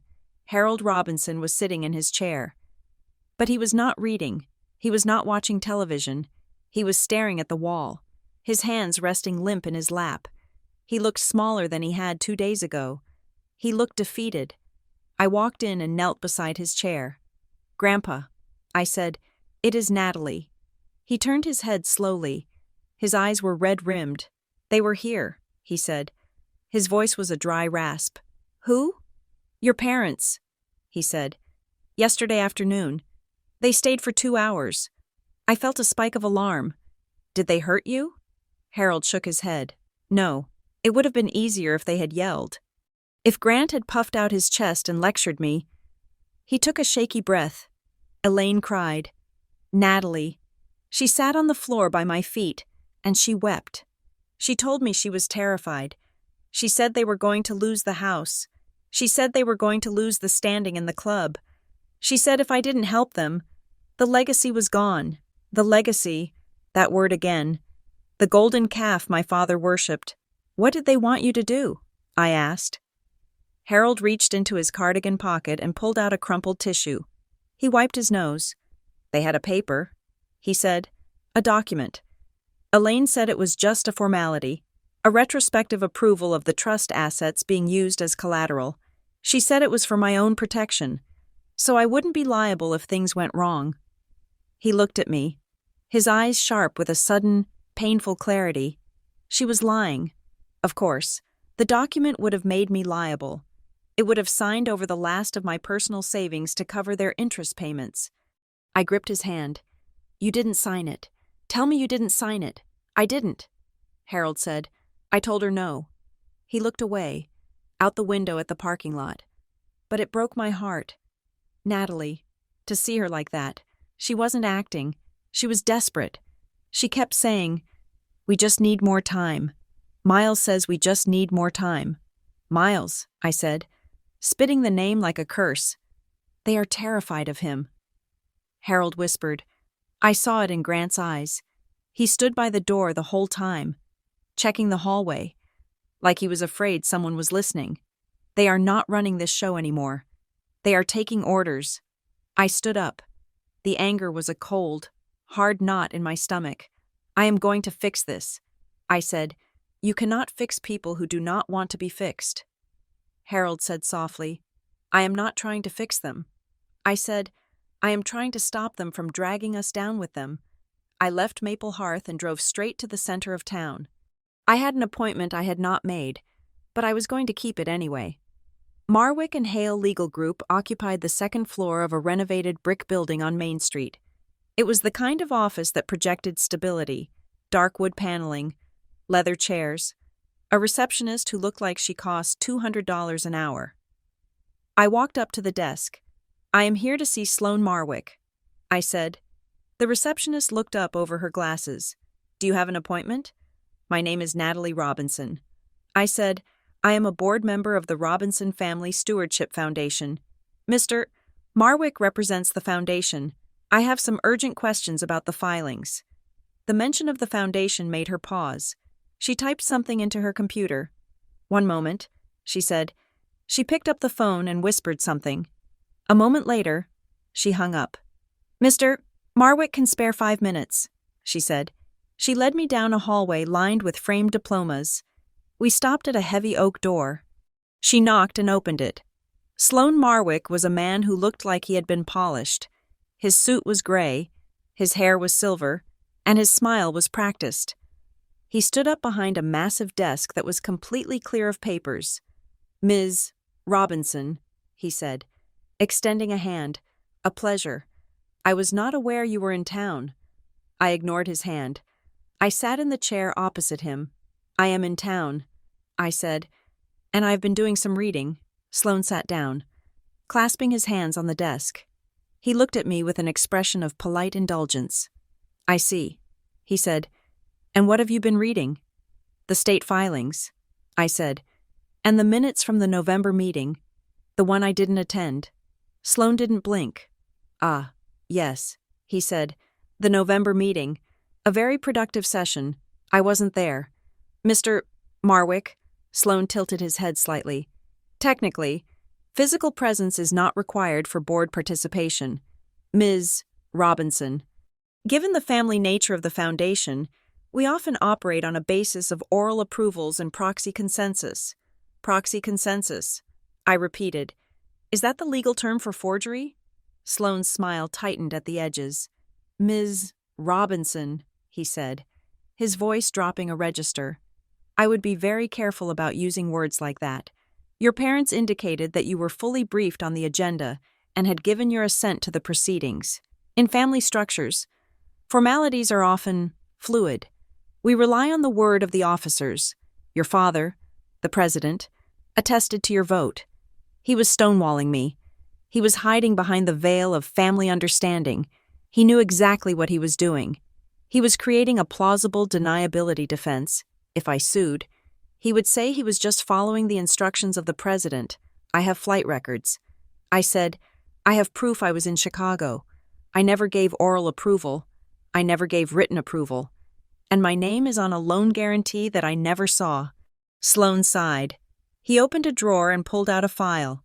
He did not open it. He just rested his hand on it. Natalie, he said, using my first name to simulate intimacy. These are complex financial instruments. The foundation is engaging in a sophisticated leverage strategy to expand its assets. It requires unity. If you start pulling threads, you are not going to unravel a conspiracy. You are going to unravel your parents' financial stability. He leaned forward. Do you want to be the reason your parents lose their liquidity? He asked. It was a threat, wrapped in concern, but a threat nonetheless. I want to know about the property acquisition. I said, the one scheduled for a vote next week. Sloan's eyes narrowed. That is internal board business. He said, I am on the board. Remember? I said, you just said so. He paused. He had trapped himself. The vote is next Wednesday. He said coldly. It is to acquire the River Valley parcel. It is a strategic investment. It is a lock-in. I said, I looked up the parcel. It is swampland. It is appraised at a fraction of what the foundation is paying for it. And the seller is an LLC, registered in Delaware. Let me guess. Keen Advisory Services? Sloan stood up. I think our time is up. Miss Robinson, I have a client call. He walked to the door and held it open. I stood up. I walked to the door, then stopped. You are smart. Mr. Marwick, I said, you are keeping your hands clean. But when the subpoena comes, I don't think family fluidity is going to hold up in court. I walked out. I needed to talk to Evan. My brother was the weak link. Harold knew it. Miles knew it. And I knew it. But getting Evan alone was impossible. He was living in the house, under the constant surveillance of Grant and Miles. I texted him. I have the recordings. It was a lie. I didn't have any recordings, but I knew Miles did, and I knew Evan was terrified of them. I needed to shake him loose. I waited. 10 minutes later, my phone buzzed. "Stop it. Please." I typed back. "Meet me. Stop shop parking lot. Row G, 9 p.m. Alone, or I go to the police." He didn't reply, but I knew he would be there. The stop shop parking lot was a vast, desolate expanse of asphalt under the humming yellow glow of streetlights. I parked my car in the back row, near the recycling bins. I turned off the engine and waited.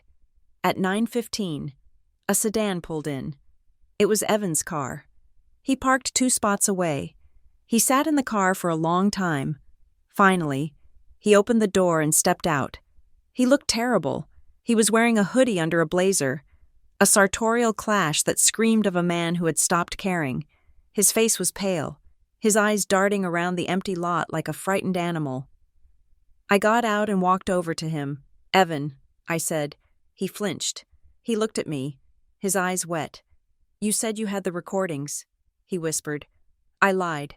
I said. He let out a breath that was half sob. He leaned back against his car, sliding down until he was crouching on the pavement. He put his head in his hands. "God, Nat," he said, "you can't do that. I thought you meant you had his copies." I crouched down next to him. The asphalt was cold and smelled of oil. "Tell me about the recordings. Evan, what does Miles have on you?" Evan shook his head. "It is not just me," he said. "It is all of us. He records everything. He has his phone out. Always. He has Dad screaming at Mom about the credit cards. He has Mom crying and saying she wishes she had never married him. He has—" He paused, swallowing hard. "He has me." Evan whispered. "He has me admitting that I lost the investment money." "What investment money?" I asked. "The seed money," Evan said. "Dad gave me $50,000 2 years ago to start the tech consulting firm. I didn't start the firm. Nat, I made some bad trades. Crypto, options. I lost it all in 3 weeks." I stared at him. $50,000. It was a lot of money, but it wasn't a fortune. It wasn't worth destroying a family over. I was too scared to tell Dad. Evan said. He was already so disappointed in me. He kept asking when the returns were coming. Then I met Miles. "Where?" "At a bar in New Haven," Evan said. "He just appeared. He bought me a drink. We started talking. I was drunk. I told him everything. I told him I was in a hole. He said he could fix it. He said he specialized in distressed assets." Evan looked up at me, tears streaming down his face. He gave me the money. "Nat, he wrote me a check for $50,000 right there. He said, 'Pay your dad back. Show him you are a success. We will work out the details later. The classic hook, the bait, and then?' I asked. "Then came the favors." Evan said. "He said he needed introductions. He said he wanted to help Dad with the estate planning. He said if I didn't introduce him, he would have to tell Dad where the $50,000 really came from." He wiped his nose on his sleeve. I introduced him, and Dad loved him. Miles was everything Dad wanted me to be. Smart, sharp, ruthless. Before I knew it, Miles was at dinner every Sunday. Then he was looking at the books. Then he was suggesting the foundation. And the recordings? "He records us when we fight," Evan said, "whenever Dad tries to push back, whenever Mom says she wants to stop. Miles plays a clip. He plays a clip of Dad calling his business partners idiots. He plays a clip of Mom drinking at noon. He plays the clip of me crying about the money. He says, 'If you stop now, these go to the board, these go to the club, these go to the papers.' It wasn't legal blackmail. It was social execution." Miles held a mirror up to their ugliest moments and threatened to show the world. And for the Robinsons, shame was a fate worse than bankruptcy. I looked at my brother. He was 29 years old, but he looked like a child. "Evan," I said gently, "you know this ends badly, right? You know the River Valley land is worthless. You know he is just using the foundation to funnel money out of the family." "I know," Evan whispered. "I know. But I can't stop it. If I stop it, Dad finds out I am the one who let the vampire in. He already knows." "Evan," I said, Deep down, he knows. Evan shook his head. No. He said, he thinks Miles is saving us. He has to believe it, because if he doesn't, he has to look at me and see what I really am. I looked at him, the resentment I had felt for days, the anger at the missing chair, the jealousy of his place at the table, evaporated. All that was left was pity. I have to ask you something, I said. Evan looked at me. Thursday, I said, at dinner, when they took my chair away. Did you know they were going to do it? Evan nodded. He looked at the ground. Did you want me gone? I asked. The question hung in the cold air between us. Evan took a long time to answer. He picked at a piece of loose gravel on the pavement. Yes, he whispered. The word hit me like a physical blow. Why? I asked. My voice was barely a whisper. Because when you are there, Evan said, his voice cracking, they compare me to you, even when they are criticizing you. Nat, they are comparing me. Natalie has her own business. Natalie is independent. Natalie doesn't need us. When you are gone, I am the only one. I don't have to be better than you. I just have to be there. He looked up at me, his eyes full of a terrible, selfish honesty. I wanted them to stop comparing me to you. I wanted to be the only child for one day. I sat back on my heels. I had spent my whole life thinking I was the disappointment because I left. I never realized that by leaving, I had become the standard. My absence was a presence that Evan could never defeat. They used me to beat him down, and in return, he helped them erase me. We were both victims of the same narcissism. They pitted us against each other so we wouldn't look at them. I stood up. My knees cracked. Evan, I said, next Wednesday, the board meeting. He stood up too, wiping his pants. What about it? I am coming. I said, you can't. He said, Miles won't let you in. I am a board member. I said, the records say so. You said so. Nat, please, don't. I am coming. Evan, and I am going to vote no. I turned to walk to my car. Nat? Evan called out. I stopped. He is dangerous. Evan said. He is not just a scammer. He likes it. He likes watching us squirm. I opened my car door. So do I. I said. I drove back to the lodge. My phone rang as I walked into the room. It was my mother. I stared at the screen. Mom, a word that used to mean safety, now meant danger. I answered. Hello?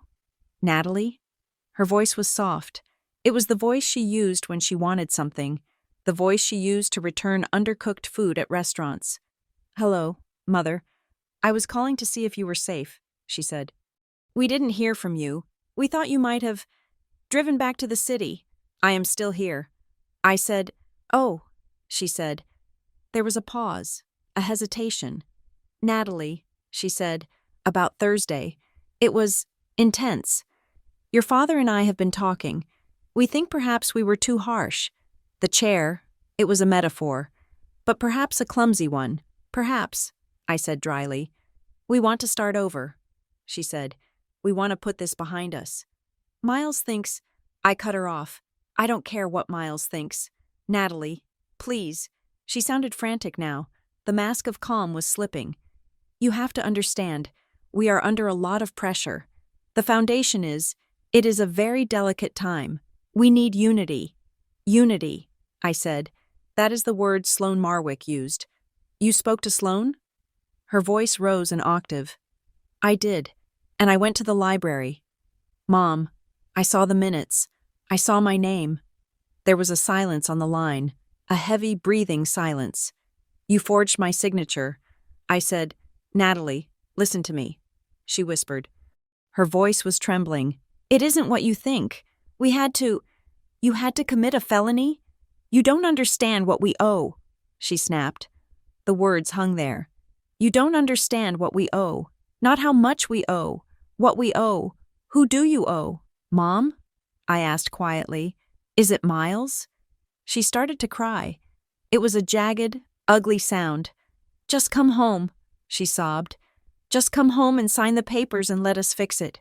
Please, Natalie, If you don't, if you fight this, if I fight this, what? She didn't answer. She just hung up. I sat on the bed holding the dead phone. You don't understand what we owe. She confirmed it. They were trapped. They were debt slaves to Miles Keene, and the only currency they had left was my identity. I didn't sleep that night. I spent the hours until dawn assembling my weapon. I took the folder of receipts, the Uber rides, the flight logs, the time-stamped pizza photo. I printed 3 copies. I took the copies of the forged minutes. I circled my name in red marker. I took the letter from the bank with the N. Robinson guarantor line, and then I took a piece of hotel stationery and wrote out a statement. I, Harold Robinson, being of sound mind, attest that I was pressured by Elaine Robinson to sign retroactive approval documents on November 28th. I refused. Any signature appearing on such documents is a forgery. I would get him to sign it in the morning. I looked at the pile of paper. It was not a novel. It was an indictment. I went to the window and watched the sun come up over the frost-covered trees of Briar Glen. I thought about what Harold had said. They took your chair because they needed you to feel small. If you feel small, you won't fight back. They had miscalculated. They thought removing my seat would make me disappear. They thought humiliation would send me running back to my quiet, small life, grateful to be ignored. But they forgot one thing about the disappointment. When you have no seat at the table, you are the only one standing up. And when you are standing up, you have the best angle to flip the table over. I packed the papers into my leather portfolio. I zipped it shut. Wednesday was coming, and I was bringing my own chair. The Briar Glen Civic Annex was a building designed for high school science fairs and town council arguments about zoning laws. It smelled of floor wax and stale coffee, but tonight it had been transformed into a theater for the Robinson family's latest production. I arrived at 6:45 in the evening. The parking lot was full. I saw familiar cars, the mayor's sedan, the erratic convertible of the local historical society president, and the fleet of luxury SUVs that belonged to my parents' social circle. I had expected a boardroom. I had expected a long table, a closed door, and a private war. Instead, I walked into a multi-purpose hall set up for a spectator sport.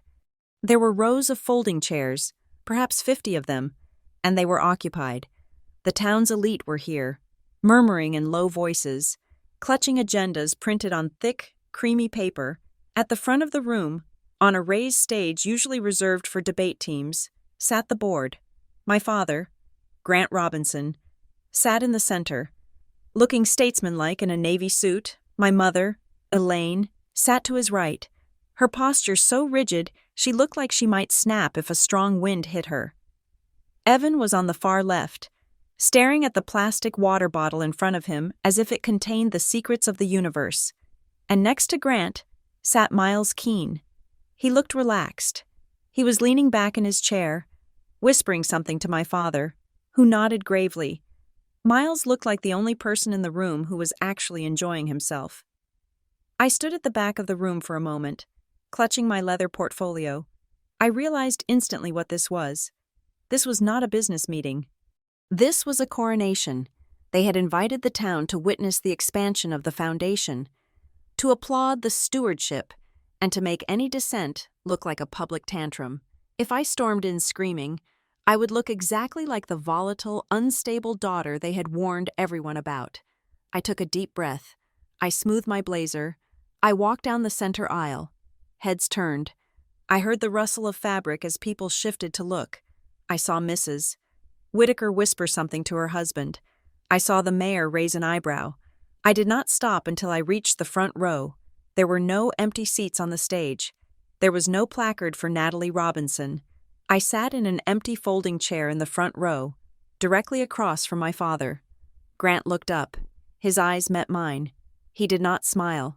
He looked through me, as if I were a smudge on the camera lens of his life, something to be edited out later. He tapped the microphone. It squealed with feedback, a sharp, piercing noise that silenced the room. "Good evening, everyone," Grant said. His voice was rich, projected with the confidence of a man who believes his own press release. "Thank you for joining us.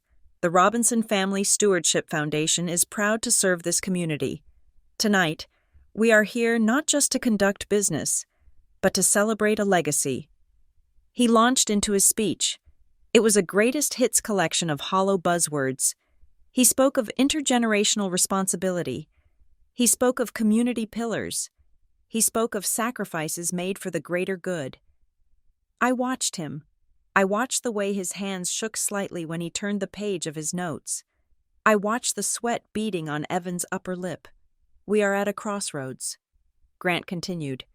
We have an opportunity to secure a piece of Briar Glen's history.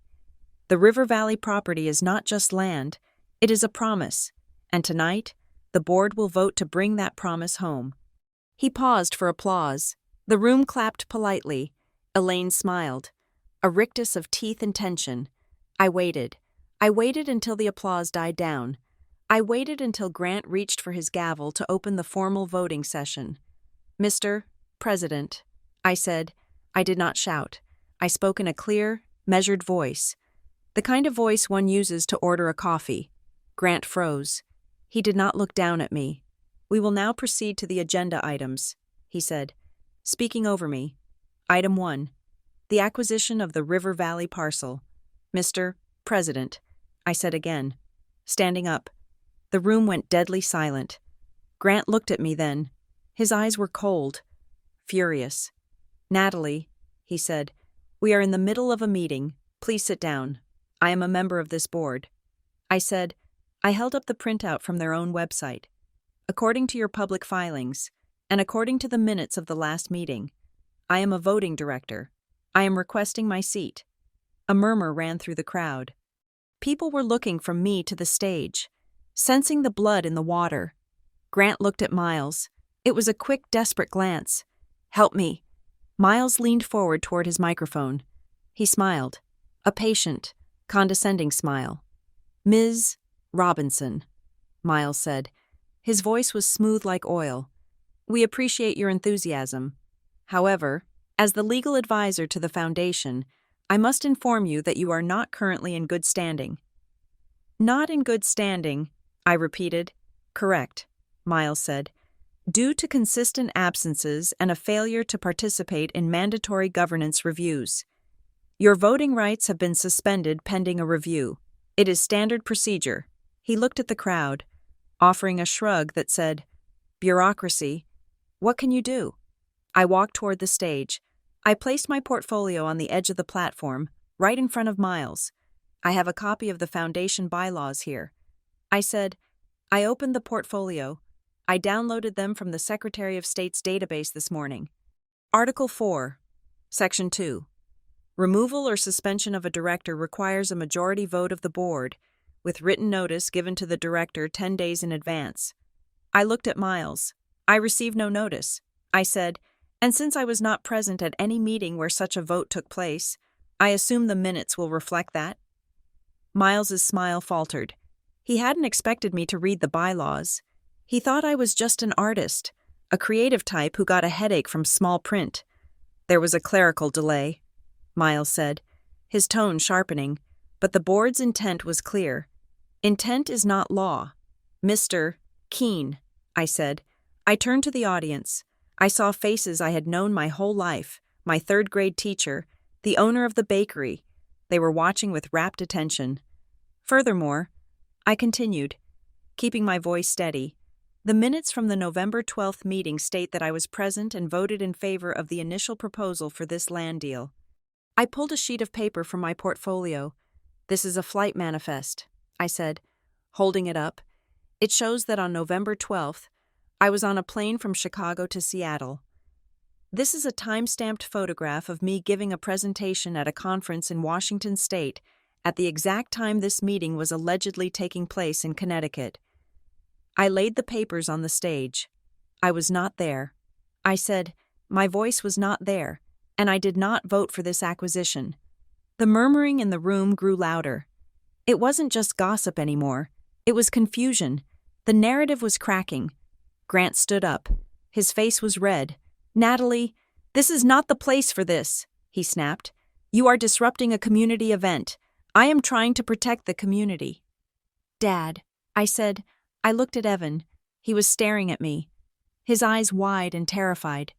Evan, I said, you are the treasurer, or at least, the website says you are. Did I attend the November meeting? Evan opened his mouth. He looked at Grant. He looked at Miles. Miles cut in before Evan could speak. This is ridiculous, Miles said. He reached into his briefcase. If we are going to play show and tell. Fine. He pulled out a single sheet of paper. Ms. Robinson claims she was not involved, Miles said. Addressing the room, he held the paper up. Yet here I have a signed proxy form, dated November 10th, authorizing the board to vote on her behalf. It is signed by Natalie Robinson. He looked at me with a triumph that chilled my blood. You signed it, Natalie, he said. You mailed it to us. Perhaps you forgot? Memory can be tricky when one is stressed. He was using the unstable angle. He was gaslighting me in front of 200 people. May I see it? I asked. Grant looked like he wanted to object. But the mayor, sitting in the second row, spoke up. Let her see it. Grant, the mayor said. Miles hesitated. Then he slid the paper across the table to the edge of the stage. I picked it up. It was a standard proxy form, legalese, and at the bottom, a signature that looked remarkably like mine. It was a good forgery, better than the one I had seen before. But then I looked at the printed name below the signature line. Natalie A. Robinson. I stared at it. I looked up at Miles. I felt a strange sense of calm wash over me. He had made a mistake. A tiny, arrogant mistake. You have a very talented forger. Miles, I said. The room gasped. Excuse me? Miles said, his voice dropping to a growl. That is a serious accusation. It is, I said. But here is the problem. My middle name is not Anne. It is not Alexandra. I do not have a middle name starting with A. I looked at my parents. My middle name is Louise, I said, after my grandmother. My family knows that. My parents know that. But a stranger? A consultant who barely knows me? He might guess. He might assume Natalie Ann sounds right. I held up the paper. This document lists me as Natalie A. Robinson. I have never signed a document with that initial in my life because it is not my name. I turned to the audience. This signature is a forgery. I said clearly, and the man who presented it is lying to you. Grant sank back into his chair. He looked deflated, like a balloon with a slow leak. Elaine was staring straight ahead, her eyes glassy. Miles stood up. He looked dangerous now. The smooth mask was gone. This is a clerical error, he barked. A typo. It does not invalidate the intent. It invalidates the document, I shouted back. The room was in chaos. People were standing up. Voices were raised. Then, the double doors at the back of the hall banged open. Everyone turned. Harold Robinson stood there. He was leaning heavily on a cane, and he was flanked by a young orderly from Maple Hearth. But he looked like a general returning to the front lines. He was wearing his old tweed suit, the one he used to wear to church. It was slightly too big for him now, hanging on his shoulders, but he wore it with dignity. Harold, Grant whispered into the microphone. It was a sound of pure horror. Harold walked down the aisle. It was a slow, painful procession. The room went silent again out of respect for the patriarch. He reached the front. He did not look at Grant. He looked at me. You need a second, kid? He asked, his voice gravelly but loud. I nodded.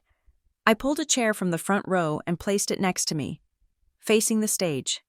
Sit down, Grandpa. Harold sat. He rested his hands on his cane and looked up at the stage. I want to speak, Harold said. Dad, please, Grant said. You are not well. You should be in bed. I am old. Grant, Harold snapped. I am not senile, and I'm certainly not dead, despite your best efforts to treat me as such. He reached into his jacket pocket. He pulled out a stack of envelopes.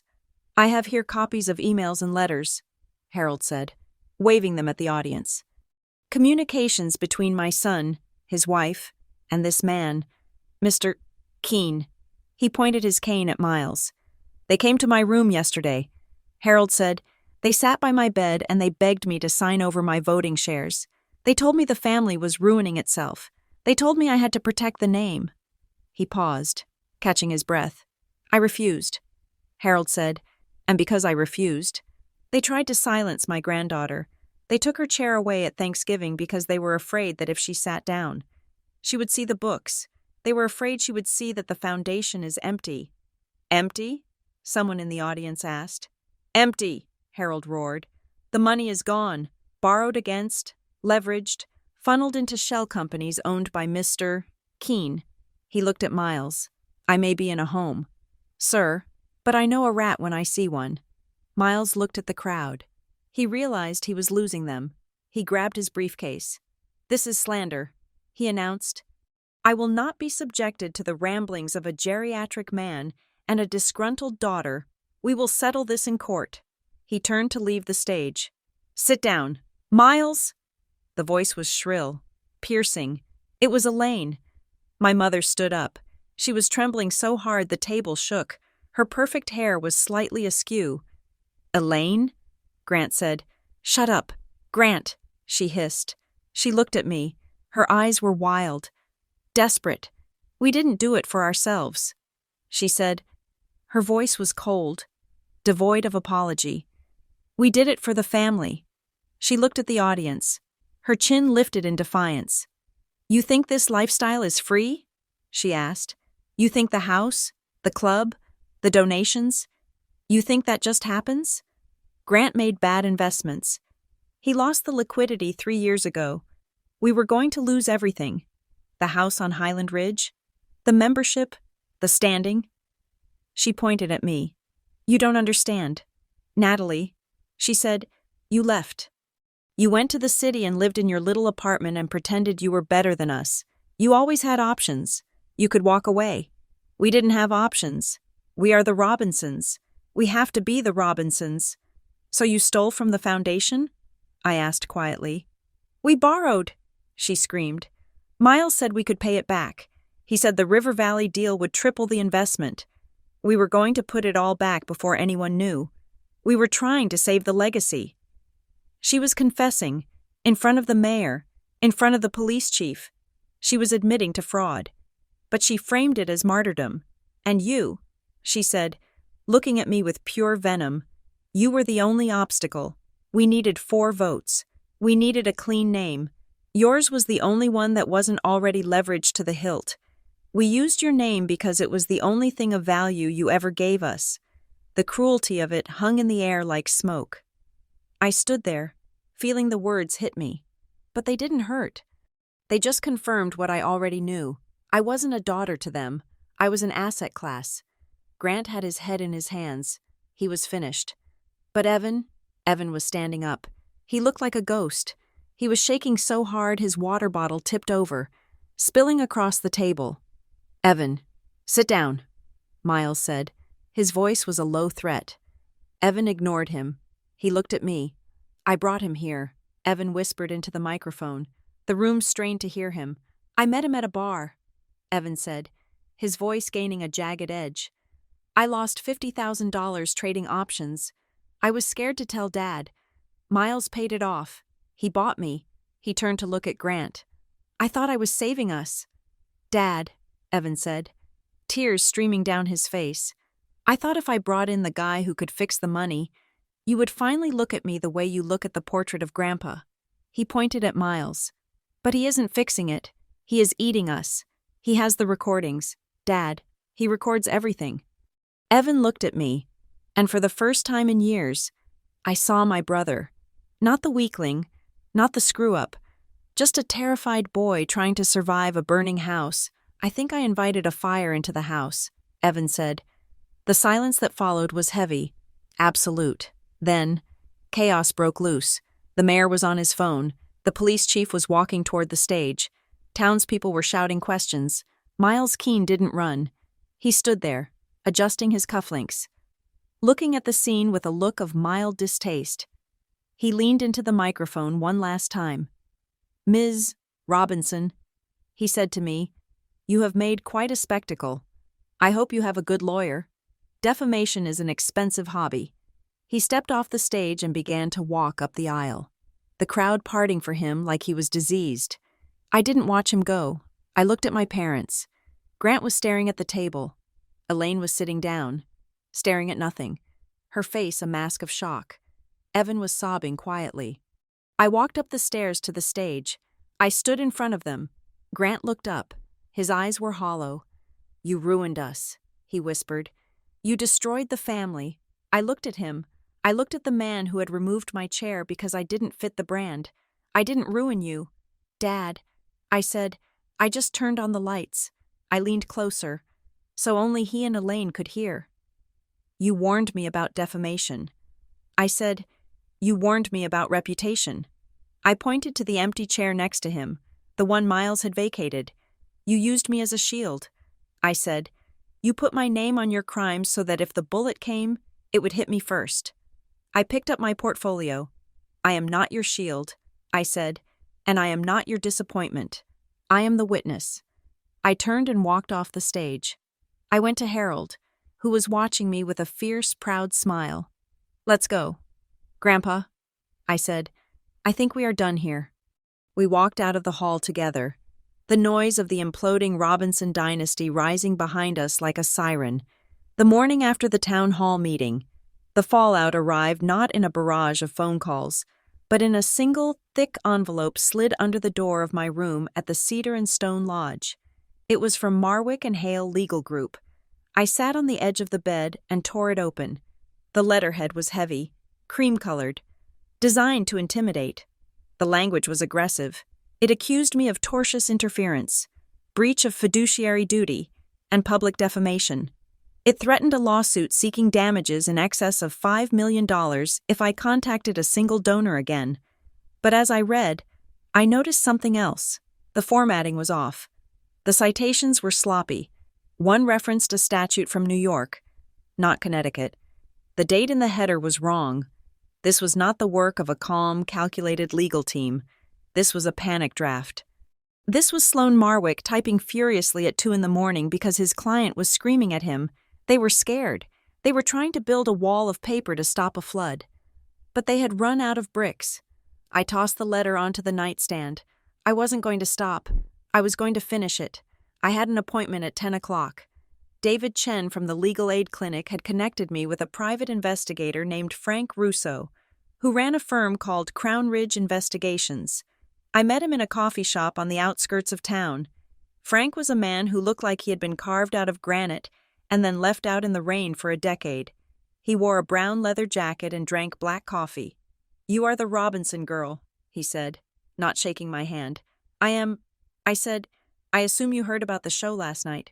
"Small town," Frank said. "News travels faster than the speed of light here, especially when the mayor is involved." He opened a manila folder on the table.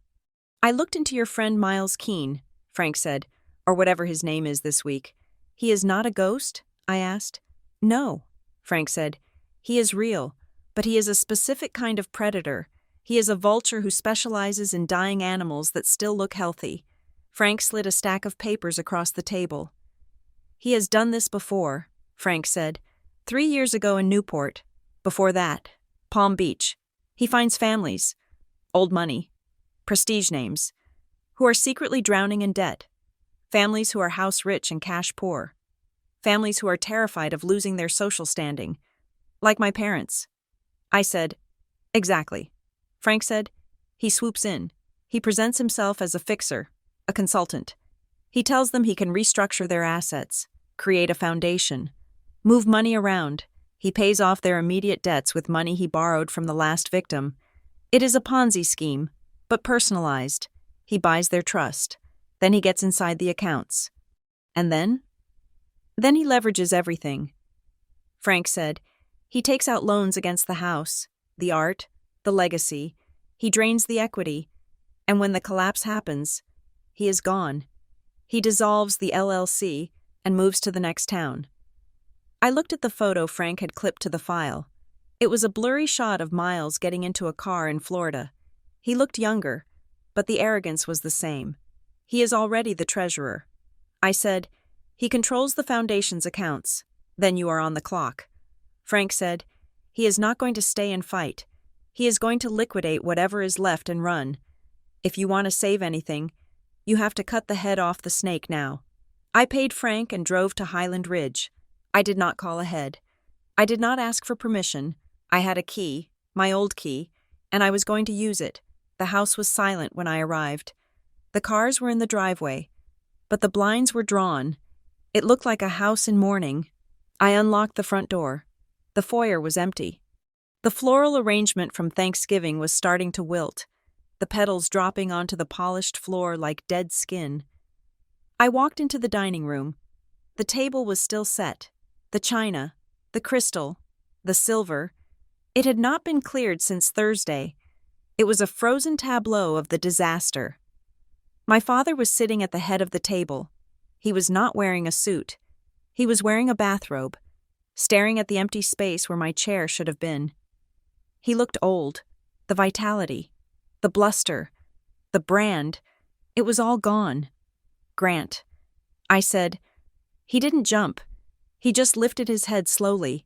His eyes were bloodshot. You came back to gloat? He asked. His voice was a rasp. I came to get the truth. I said, no more speeches, no more legacy talk. Just tell me. Grant looked at his hands. I wanted to expand. He said softly, 3 years ago, I wanted to buy the commercial park in Fairmont. Everyone said it was a sure thing. I leveraged the portfolio. I took a loan against the house. And the deal failed? I asked. The developer went bankrupt, Grant said. The money vanished. I was left with the debt payments. $10,000 a month. Then 15. I couldn't tell anyone. I couldn't tell the club. I couldn't tell your mother. At first. So you faked it. I said, I had to, he snapped. A flash of the old anger returning. I am Grant Robinson. I am the pillar of the community. If I admitted I was broke, we would be pariahs. He slumped back. Then Miles showed up. He knew. I don't know how. But he knew. He said he could fix it. He said if we created the foundation, we could move the debt. We could get new loans. He paid the mortgage. He paid the club dues. It felt like magic. It wasn't magic. Dad? I said, it was a trap. I know that now. He whispered. I walked closer to the table. I stood next to the empty space where the tablecloth draped down. I have to ask you. I said, the question has been burning a hole in my chest for 4 days. Grant looked at me. Why the chair? I asked. Why did you remove it? You could have just let me sit there. You could have just ignored me. Why the public humiliation? Why the speech about disappointments? Grant looked at the empty space. He swallowed hard. It wasn't punishment. He said, then what was it? It was a warning. He said, or a preparation. Preparation? We knew you would ask questions. Grant said, you are the only one who looks at the details. Natalie, Evan doesn't read. Your mother doesn't want to know. But you notice things. Miles said if you came to dinner and felt comfortable, you would start looking around. You would see the mail. You would talk to Harold. He looked up at me, his eyes wet. We needed the room to accept your absence, he said. We needed to paint you as the outcast, the unstable one, so that later, when we forged your signature, or when you complained about the foundation, people would just say, oh, that is just Natalie being dramatic. She wasn't even at Thanksgiving. I felt the breath leave my lungs. It was strategy. They hadn't hurt me because they hated me. They hurt me because they needed to discredit me. They needed to make me invisible so they could use my name. So the cruelty, I said, my voice trembling. It was just business. Grant didn't answer. His silence was the loudest sound in the room. I turned away. I couldn't look at him. The banality of it was worse than hatred. He had sold his daughter's dignity to buy a few more months of country club dues. Natalie. Elaine was standing in the doorway. She was dressed in yoga pants and a cashmere sweater, her face devoid of makeup. She looked stripped down, raw. She walked into the room. She didn't look at Grant. She looked at me. We can fix this, she said. I stared at her. Fix it? Mom, the police are opening a file. The mayor is asking questions. We can make a deal, Elaine said. She walked over to the sideboard and picked up a piece of paper. I spoke to Sloan this morning. She said, he drafted this. She held it out. It is a resignation letter, she said, from the board, backdated to October. And in exchange, she flipped the paper over. In exchange, we release a statement, a joint statement. We say there was a misunderstanding regarding the administrative filings. We say you are a loving, supportive daughter who stepped down to focus on her own business. We clear your name. We tell the town you are a hero. She looked at me with a desperate, bargaining hope. We call it peace. Natalie, you get your reputation back. We get to handle the foundation quietly. Miles leaves. We sell the land. We survive. I looked at the paper. It was a lifeline, a way to walk away without the mud sticking to me. But it was a lie. If I signed that, I was letting them get away with it. I was letting Miles walk away with the money he had already stolen. I was letting them keep the facade. This isn't peace. Mother, I said, this is a cover-up. It is family, she hissed. You don't destroy your family. Natalie, you protect them. I protected you by leaving, I shouted. I protected you by staying away for years so you wouldn't have to look at me and feel guilty about how much you ignored me. But I am not going to protect you from this. I am not going to protect you from the consequences of selling us out. I tore the paper in half. I dropped the pieces on the floor. Elaine flinched as if I had struck her. Get out, she whispered. I am going, I said, but I am not done. I walked out of the dining room. I heard Grant sobbing, a low, broken sound. I found Evan in the garage. He was sitting in his car, the engine off, staring at the wall. I tapped on the glass. He rolled down the window. He is going to release them, Evan said. He didn't say hello. He just looked at me with terror-filled eyes.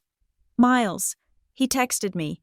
He said if you don't stop, he is going to release the recordings. He is going to put them online. Everyone will hear me crying. Everyone will hear Dad screaming. Let him, I said. Evan looked at me like I was insane. Are you crazy? Evan asked. It will kill us. The shame will kill us. The shame is already here. Evan, I said. I leaned into the window. Listen to me. The only thing Miles has is leverage. He relies on you being afraid of the truth. I grabbed his shoulder. I don't need you to be brave. Evan, I know you can't be brave right now. I just need you to be honest. Honest about what? About everything. I said, when the investigators come, and they are coming, don't lie. Don't try to protect Dad. Don't try to protect the brand. Just tell them what happened. Tell them you were scared. Tell them you were used. Evan's lip trembled. I can't, he whispered. You can. I said, it is the only way you survive this. If you lie to the feds, you go to prison. If you tell the truth, you might just be the victim. I squeezed his shoulder.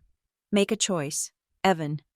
Be the son who went down with the ship, or be the man who swam to shore. I left him there in the dark garage. I drove back to Maple Hearth. Harold was waiting for me. He had asked the nurse to help him into his best sweater. He looked ready. I set up my phone on the table between us. Are you sure, Grandpa? I asked. Once I record this, I'm going to submit it. It will be public record. Harold nodded. Turn it on, he said. I pressed record. State your name. I said, Harold James Robinson. He said, his voice was clear, strong. And do you understand why we are recording this? I do. I am recording this to correct the record regarding the Robinson Family Stewardship Foundation. Tell me what happened. Grandpa? Harold looked at the phone. But he spoke to me. He spoke for 20 minutes. He didn't rant. He didn't yell. He simply told the story of how my parents, driven by fear and pride, had slowly stripped away his agency. He told the story of how they had pressured him to sign documents he knew were fraudulent. He told the story of how they had used his declining health as a cover for their own incompetence. It was heartbreakingly simple. It was the sound of a man who had built a legacy watching his children sell it for parts. At the end, he looked at the camera. They told me I was confused. Harold said, They told the world my granddaughter was unstable, but the only confusion here is the belief that you can build a future on a foundation of lies. I did not sign those papers, and I'm proud of Natalie for standing up when everyone else was sitting down. I stopped the recording. We sat in silence for a moment. "Thank you," I said. Harold smiled. It was a sad, tired smile. "They are going to hate us." "Natalie," he said. "They already do," I said. "At least now. We respect ourselves." That evening, I did something I hadn't done in years. I hosted Thanksgiving. It was 2 days late. It was in the small private dining room of the Cedar and Stone Lodge. The table was pine, not mahogany. The plates were heavy ceramic, not bone china, but the seats were full. There was Harold, sitting at the head of the table, eating mashed potatoes with a gusto I hadn't seen in years.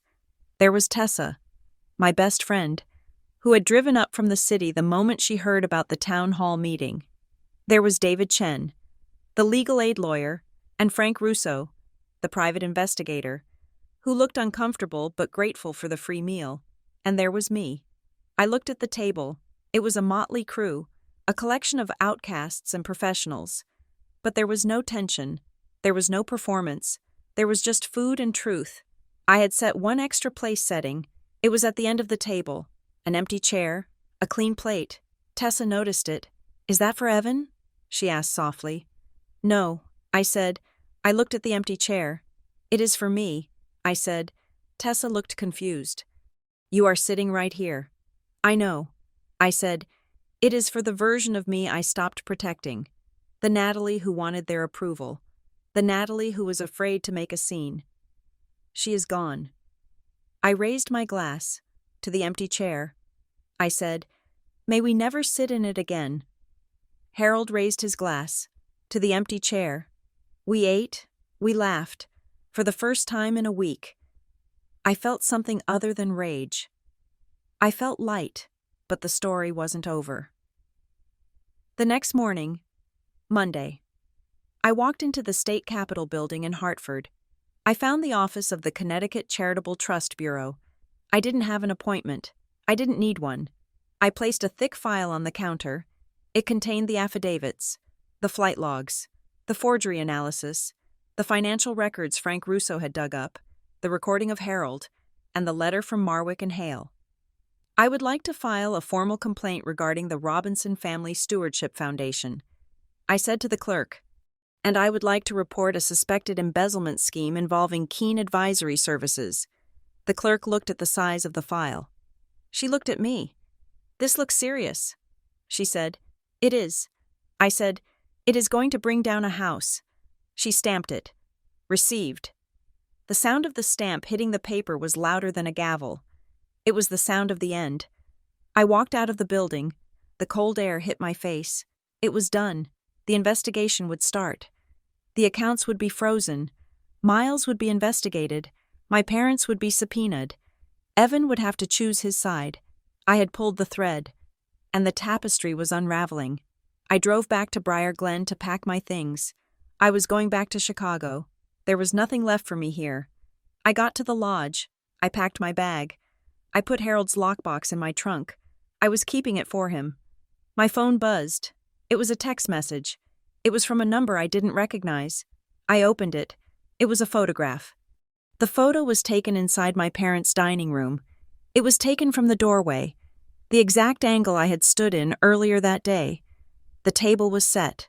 The china gleamed, but something had changed. My chair was back. The gap was gone. A chair, my chair, had been placed back in the spot where I used to sit. The tablecloth was smoothed out. A name card was visible on the plate. Natalie. I stared at the photo. My blood ran cold. My parents were not home. Grant was at the club, trying to salvage his reputation. Elaine was at the lawyer's office. Evan was hiding. The house was supposed to be empty. Then a text bubble appeared below the photo. "You wanted your seat. Come take it." I dropped the phone on the car seat. It wasn't a peace offering. It wasn't an apology. It was a taunt. Miles Keene was still inside the house. He wasn't running. He wasn't hiding. He was waiting. I looked at the lodge. I looked at the road leading to the highway. I could leave. I could drive away, let the lawyers handle it, let the police do their job. But Miles was in my house. He was sitting at my table. I put the car in gear. I didn't turn toward the highway. I turned toward Highland Ridge. The filing was just paperwork. The investigation was just bureaucracy. This was personal. I was going to take my seat. Thank you for listening to No Seat for Disappointments. My parents said. Removing my seat at Thanksgiving dinner, so I said. This story is about more than just family drama. It is about the courage it takes to stand up when the people who are supposed to protect you are the ones erasing you. I hope you enjoyed this journey of reckoning and reclaiming one's voice. I would love to hear from you. Please leave a comment below telling me where you are listening from. I am always amazed to see how far these stories travel. And if you enjoyed this part, please subscribe to Revenge Stories so you don't miss the next chapter. Share your thoughts in English in the comments. Do you think Natalie made the right choice going back to the house? What would you have done? Let's discuss.